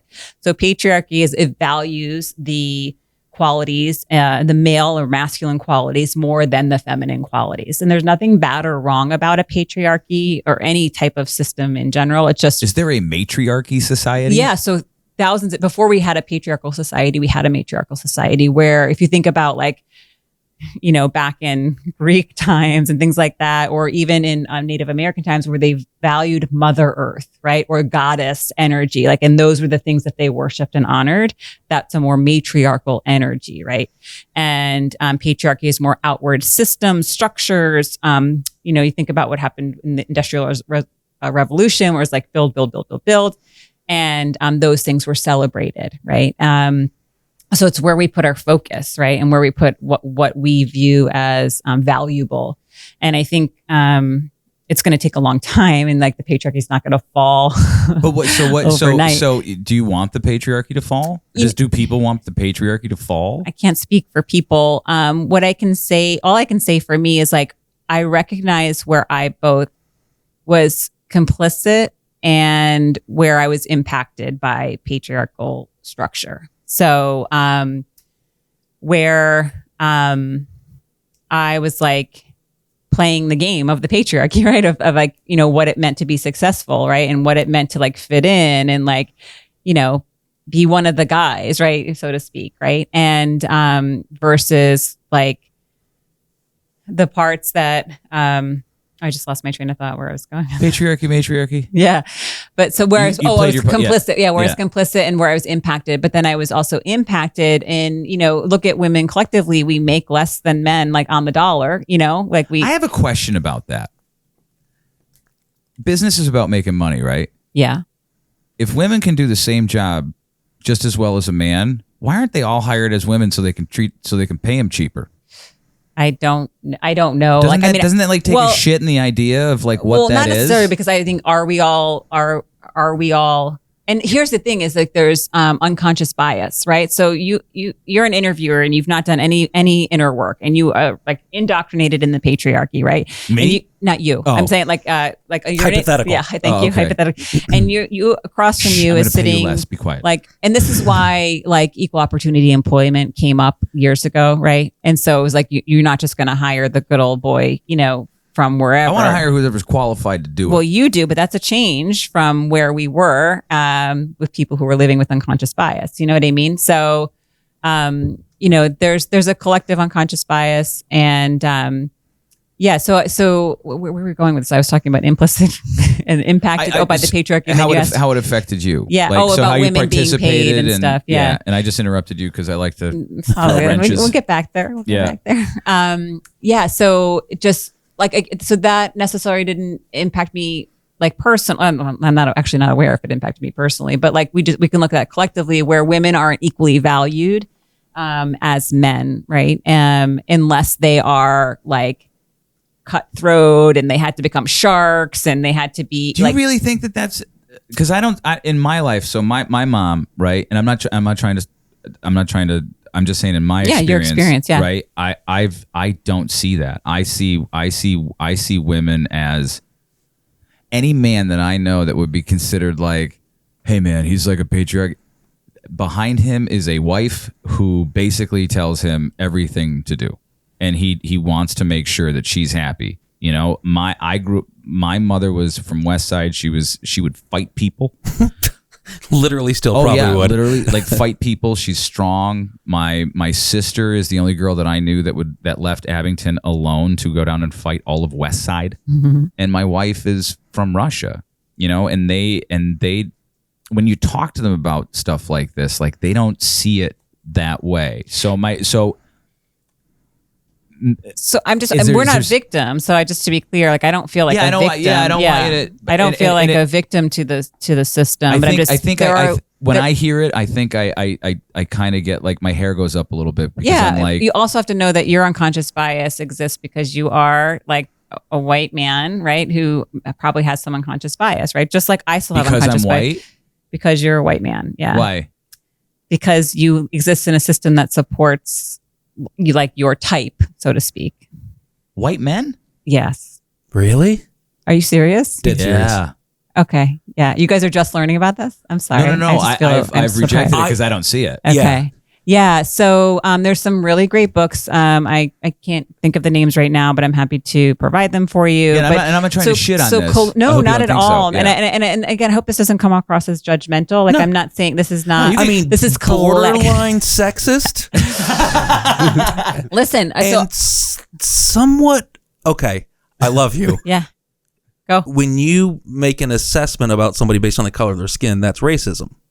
Okay. So this is a topic that'll be beyond my scope, right? Because I understand that I'm a white woman, right? Right. So similarly, I do not And if somebody know. judged you based on the fact that you're a white woman, I'd be like, you're a racist sexist. I wouldn't. I would say I would understand that they have had an experience of a white-bodied person that was something, right? So for them in their movie, like that is the image that they hold, right? So, but isn't that a wrong? And I don't want to get into like all. I This know, shit it's just like anyways, we're going.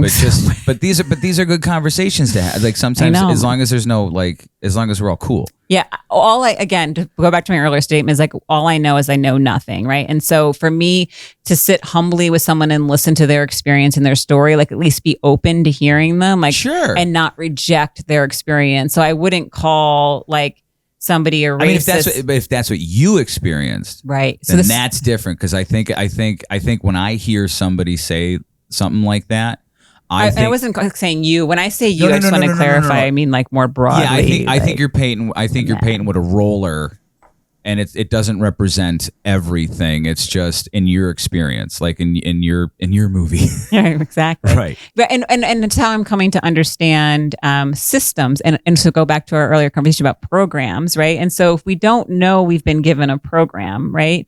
From everyone around us, just like the Truman Show, right? So like he didn't know he was in this little world, right? Until like he started to explore outside of it. Yeah. I saw a stage light fall in front of me.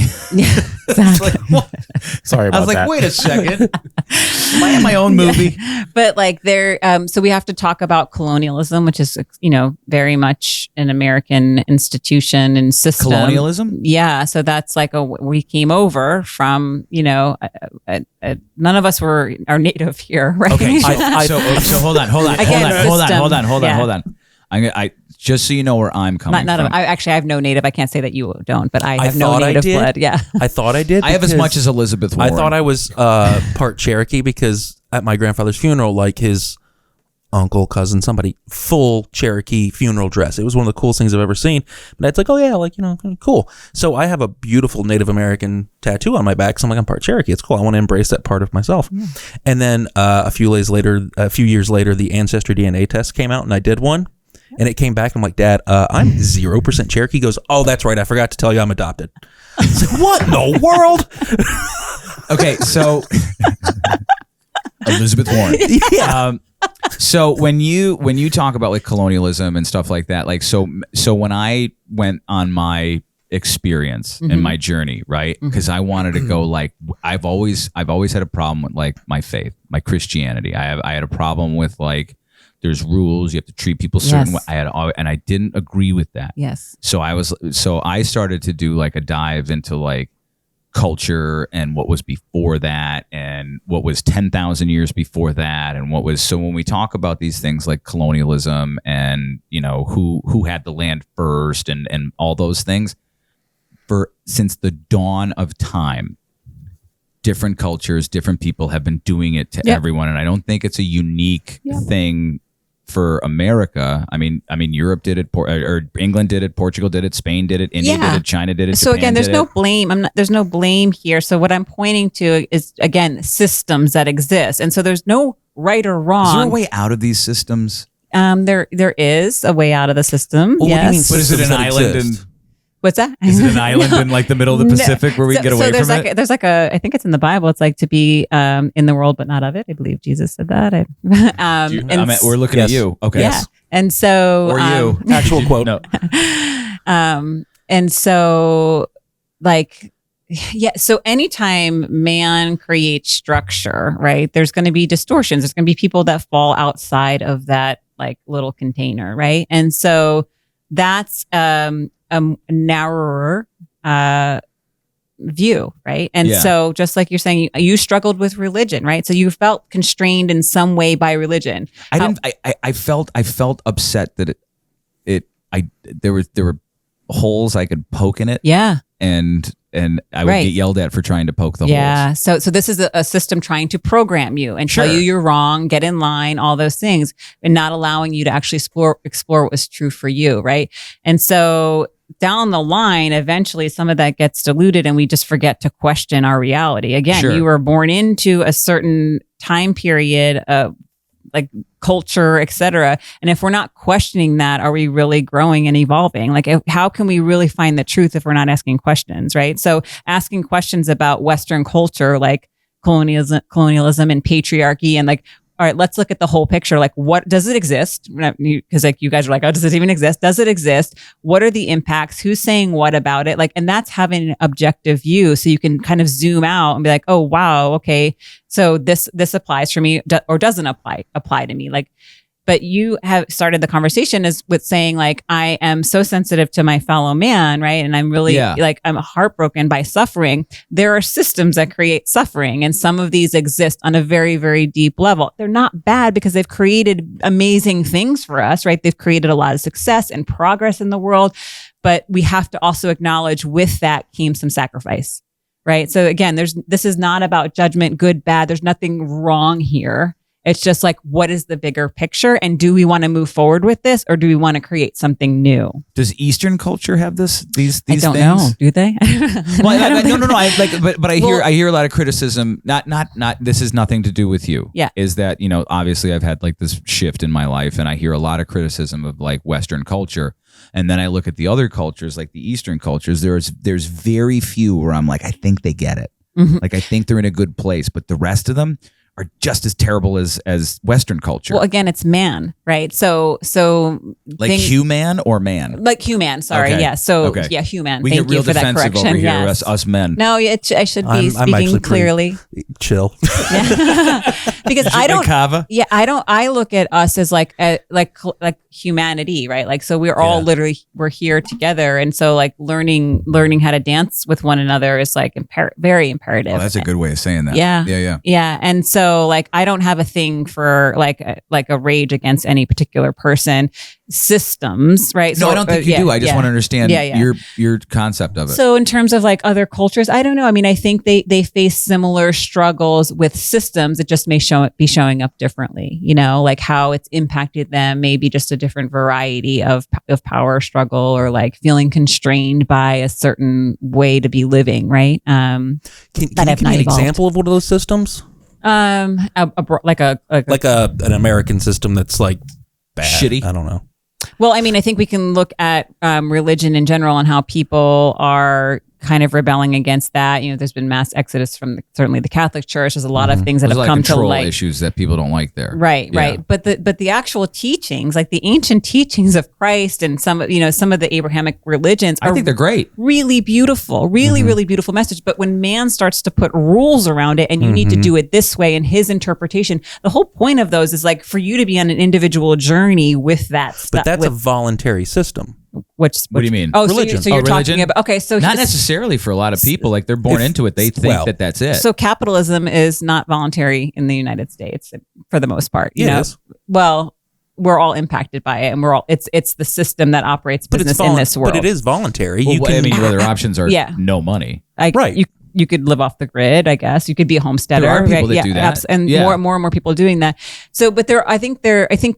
And again, capitalism is not bad, but it's the system we have. It's the system we're in right now, right? And so I don't think we are. You don't think we're in capitalism? No. What do you think we're in? Not purely capitalism. No. Okay. No. Some sort of transference of it. Yeah. What do you think? Look at what America has been over the past 2 years. Shut down your businesses, we'll write you a check. We are not in capitalism. So some weird stuff's happening, right? So original, like the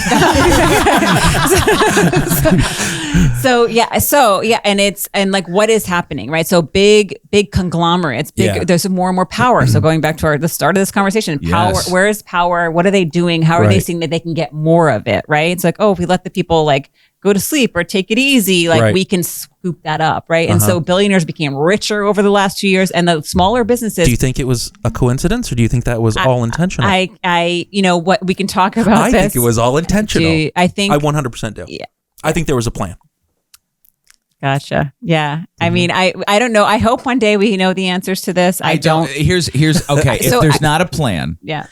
If The this old isn't saying- intentional, this is the dumbest time in human history. there is a saying. There is a saying that says, "Don't let a good crisis go to waste." Right. Yep. So if it's not intentional, I Right. always believe that, like, when you talk about corporations or governments or whatever, I think they know that, like, oh, if the ball falls this way, we do this. Yeah. If the ball falls that way, we already have a plan. Yes. And even if I don't think anybody can possibly deny over the last 2 years that something squirrely's been going on. And you might not know what right, it is. Right.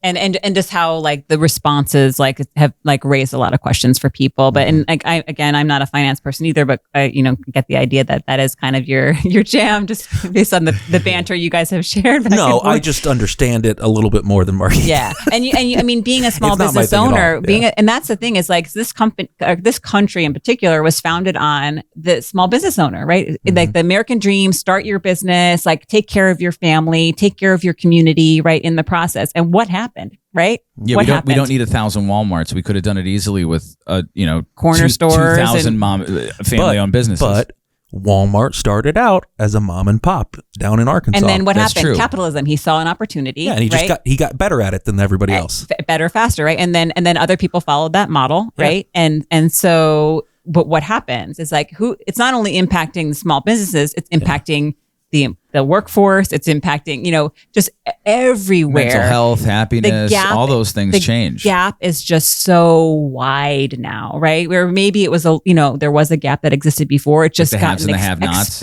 exponentially greater, right? And like, can you make it, right? Quote unquote. And that's the thing is American dream. Can you make it?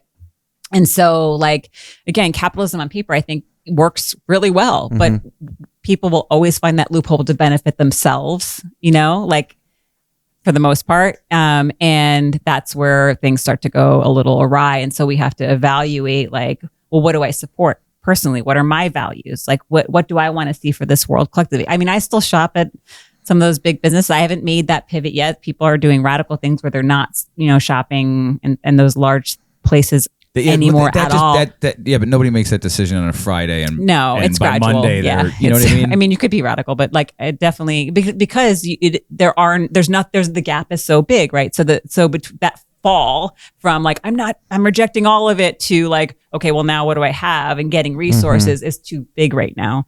So I think there's got to be something middle of the road out there for us. I don't know what it is. There's people that are much smarter in that topic than I am. So but I think how we were like something squirrely is going on. I think that's an energy thing. I think people can sense that something's up. They can't quite put their 100% put their finger on it. But I think when we say stuff like what we say, I mean that's what's leading us to think that as our experiences is like, man, this seems like it was either orchestrated or just through blind stupidity, right, or opportunity. Where were we being unconscious, right? Right. And this is again an opportunity for all of us to evaluate, right? And there's a great expression. It's like the truth will always come out sideways. So if you're like sleeping your way through life or not paying attention to something, like it'll hit you in the face, right? And this one didn't come out quite so sideways, but I think there's an opportunity for us to like look like, oh gosh, like where was I sleeping and and not like really paying attention to the things that were happening, like in myself and then around in the people around me and things like that. So what do I want for the world? You look like you're going to say something. No. Were you going to say something? I'm actively listening. So what do you think is going to, where is this all going to, like in what you do, right? Are you, what is your goals? Not even your goals. I mean, you're kind of just going with, what happens. And you're just going to keep doing what you do. But like, where do you see this moving forward for the earth, the human beings? Well, I think we're at a real choice point, to be honest with you. I think like there's a call for a lot of us now to, and I think probably many people have taken pause in the last 2 years in some aspect, in some area of their lives, like big, whether it's big or small, like, experience that you had or someone saying like, oh, I'm going to get healthy during COVID, Yeah. but that really they're taking an inward look. And I think that's where we're going to keep going. I think as over the next, especially 5 years, because, there was a macro event that happened in 2020 that caused people to go into lockdown, right? And be with themselves, right? So there's the micro, and like now I got to look at the micro. And what will happen again is it will go back out macro. So what we're doing now in these years, what we're seeding now, the work we're doing internally, the conversations we're having, the things we're seeing differently, the things we're open to discovering will eventually move outward into the world, right? So there's that inner journey, and this, we can go back to the masculine and feminine, we can tie it all back in, right? So Let's do it. So like the feminine piece of like that inward, that nurturing the self, the self-discovery piece, and then bringing it out to the world to build something new, right? We're at that choice point, and I like to think that humanity will prevail, and like the higher, wiser parts of ourselves will like win. It's kind of like that Star Wars story, like the dark versus the light. Expound upon Star Wars a little bit, please. I love Star Wars. Oh my God, so good. Did you watch Obi-Wan yet? I haven't. Okay. Yeah. Have you? I won't tell you that on the podcast. First, no wedding. Now you're watching Obi-Wan. We're done. Yeah. So, I mean, it is. And this is a great place for people to start, is like those movies that really touch and move you, like looking at them as like maps. Homeward Bound. Is that your movie? I don't know. Oh, all right. It didn't make me cry when I was a kid. Oh, yeah. Well, that's touched a part of you, right? And that's the thing, is like art and movies and music will touch parts of us that need to be felt and seen and expressed, right? And that's the beauty of them. Like, and movie like Star Wars, I'm moved by the story, right? And just like this, everybody loves a good redemptive story. Like that's how we come to completion, when there's like this redemption of like humanity, right? Right. And I still hold that hope for all of us. And but will the power prevail? I don't know. We might have to kill a few Wookiees along the way. No, Wookiees are good people. Oh, I didn't know what they were. I'm sorry. Hope? But this will be. Is it a new hope? All right. So your website, AlisonSkoff.com, right? So what if for people to go on there, what can they get out of this? Out of the website or out of this conversation? No, like you do like, so do you do like meditations? Coaching is coaching. Yeah, can you talk about that a little bit? Yeah, sure. Absolutely. So again, I mentioned earlier is like my interest is in that intersection of like, our humanity and like the messy parts of us, the parts of us we're not necessarily comfortable holding, and like our expanded self, or the higher version of who we can become, like who we're becoming, and meeting someone exactly where they are. So people will come to me and they might be on an upward trajectory, right? Business might be going great for them and they want to maintain that, or they maybe want to deepen an aspect of it. Or, people might come to me and they're struggling and they're in a place of suffering. And so coming back to that place of like just balance and being able to navigate all of it, right? And holding that even in the challenging moments, like that, even if we're facing them collectively, if we're facing them in our personal lives, that there is wisdom that's trying to come through. And so my job, when I sit with people, is just to guide them back to that wisdom that they already have inside of them. Like that thing that appeared in their life is for them. The gift is for them. And so my job is just hold the structure for them to be able to explore that and hear whatever it is they're meant to hear. And so it's less about linear growth and more about this vertical or spiral growth into becoming who they were always made to be. And what types of people? I mean, I hate to even put people in boxes, but like, what are some of the reasons that people would even reach out to you? It really depends. I mean, I have just personally, I love to study all sorts of things. So I have a very broad toolbox of like coaching things or modalities or schools of thought that I've studied and used in my own. And that's the thing too, is like, I'm also on a journey. Like I am literally no expert.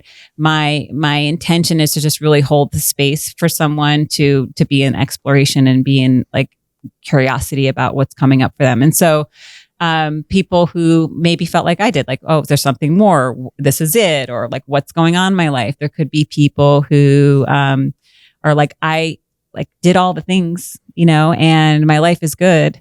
And why do I feel stuck? Why do I feel like I'm in a hamster wheel? I'm getting up every day, and it feels like, there's that commercial when we were younger, the time to make the donuts. It's like, why remember those? Do you remember that? Yeah. I was like, why does life feel like that? So, because we're really meant to feel alive, and it's in that intersection of confronting those parts that maybe are weighing us down that we maybe haven't been able to name or bring up, and like where we are headed. And so that's where those edges, when we are stepping towards and across and over our own personal edges, is when we learn who we are. We learn like what it feels like to be alive. And so aliveness is not just about the high highs, right? It really is about like, wow, I'm meeting myself here in this place that might not always feel so good, but I'm here, right? And this matters too. Yeah. Are you looking forward to the future, or even though time doesn't exist? Yes. So I was like, future. Where I find myself now is like so much more and more like every day, like living more in the moment, like in the now, because tomorrow is not promised, right? Our next breath isn't promised. And so I don't want to get to a point where I was like, I missed it, And so, I can look ahead, right? And say like, oh, in 5 years, I want to be here, and be so focused on that 5-year plan that you forget about today, that I and totally right missed everything, like the whole point, which is like to, be with the people you love and like cultivate your life. You can take small steps towards that 5-year plan, and finally, it really is, and it's so cliche, but it really is about the journey, right? It is about like, it is the now. There is nothing else but now. So like, if I want to be that healthy person, and 5 years is a long time, but like in 5 years, like what am I doing right now in this moment, and how can I like love that? Like, oh, I'm drinking this water right now because I believe in a healthy Alison, right? Or I'm building a healthy Alison, and then one point you're going to get to that point, and it's like, oh, here she is. But it was like all those choices that I made in the process. See, I look at that as gratitude. Like I have a little bit of gratitude now more than I used to, where I'm like, hey man, like how many times have I said to you, it's like, hey, we're here. Who gives a shit? Like, this is great. Yeah. Yeah, it is. And there's an unburdening that happens when you can come into the present, because you're not carrying the past with you. You've released it, you've forgiven it. And that's a lot of times in coaching, we have to go there and like, what are you holding on to? What stories, And so that's a lot of the coaching I do, unpacking those stories and what's a barrier. Yeah. And then, just coming into the now and getting clear on that. And then we can move forward. Is there anything we talk about that we didn't talk about? Oh my God, we talked about so much. We went all over. Yeah, this is what it's like. I know. Yeah, it's fun. Yeah. I hope it's fun. I hope you. I hope it was valuable. Were you timid at first, or no, not at all? Because you got rid of your fear. No. Again, it's like that showing up. Like I don't know if you were in here when I said this, Mike. I was like, just literally moving to a place of no agenda, right? So not trying to control like what I say or how I look and like what comes out of my mouth, and just like being alive with you guys right now in the moment, right? Like it's the stuff between us that is like, to me is exciting anyway, Well, I'm very grateful that you felt that way around us. Hey, it's fun. And you weren't like, it's like being on the playground again as kids, It's like, we don't care. We've had podcasts on this show where it's like, can you say more than a sentence? After what I just asked you? I've literally heard him say the words like, you're supposed to talk. Yeah, this only works if we talk to each other. Yeah. You know that, right? I think we could have probably like sequels. Do you want to come back? Oh, I'm open. Would you like it? I'm open. Or do I have to hold it? Or do I have to like the universe has to say it's okay? What? You come back and we'll do another podcast on why the patriarchy is good and toxic masculinity is great. I think that might go viral. It would. And we'd all get canceled instead. See, I look at the world. I look at the world as a matriarchy. I think it's. I personally think that's okay, man. That's how I look at it. She's right on that. In my world, it's the strongest people that I know and the people that I listen to and that I trust are women. So I know a lot of strong women in my life, and I would consider myself pretty strong, and like from just based on life experience and things like that. But that's not that's not what we're talking about here. You're talking about the system. Yes. Yes. So the women who you love and adore, who became strong in a system like that. Maybe they're the outliers. Maybe they're the ones. Maybe they're the crabs that got out of the bucket. I don't know. But what? And here we can go into another. Way to bring that back around. but how? And also, how are we defining strength? So you mentioned like a sister who went down to go fight a bunch of people in West Side. Like, but there are different types of strength. So like facing grief and holding those things and saying like this isn't working for me, or I feel oppressed in some way. There's a courage and a strength that comes from that as well, like versus fitting into a system and becoming strong within that system. There's nothing wrong with that because there's a lot of people who weren't able to do that, right? Sure. And so it's just like, what's our definition of strength? And that's a whole nother conversation we can have in our next time. There's like a lot of great literature out there about the impacts of the system on women and men too. It impacts men. This is not exclusive to women. Men are impacted by the patriarchy too. Toxic masculinity breaks my heart, to be honest with you. It does. Like, so it's an expression, it's a behavior, it's a symptom of something deeper, right? Do you know what I mean? Like, yes, it impacts everybody around us. It impacts you guys. It impacts women too. And but it's sad to me. You know what I mean? Like that's the outward expression. I still don't know what that is. I actually don't think toxic masculinity is a real thing. Well, it's a label for something. What was it before that? Oh, you know what I mean? Masculinity.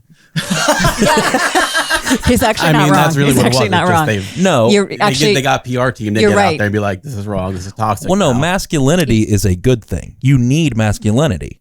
We used to. Yeah. So like, there's Now it's not welcome anymore. Is that what you're saying? I mean, Do you really believe that? I do. what's that? I think we need masculinity too.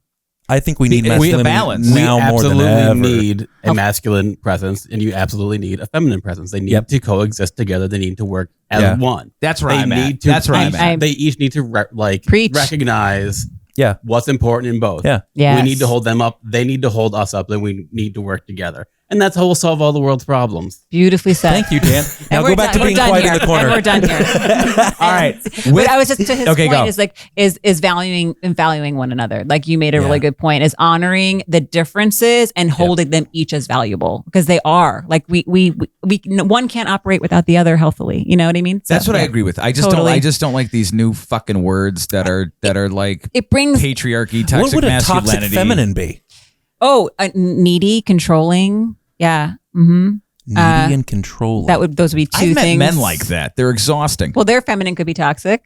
You know, again, But back to they the point both is have. we have both. So like The duality of all of that. Yeah. And so when you can play in polarity or duality, or step outside of it and observe it, right? And not like be pitted on either side, right? Like make space for all. Like that's the whole point, is like more universalization, more wholeness, right? Understanding like where I fit in this, but also understanding like nature loves balance, right? Nature loves homeostasis. And so, finding, that continuum and creating balance is, you can have someone in a heavy, healthy masculine pole and someone in a heavy feminine pole, and it works so beautifully together, I expected this conversation to be good, and I'm happy it was better than that.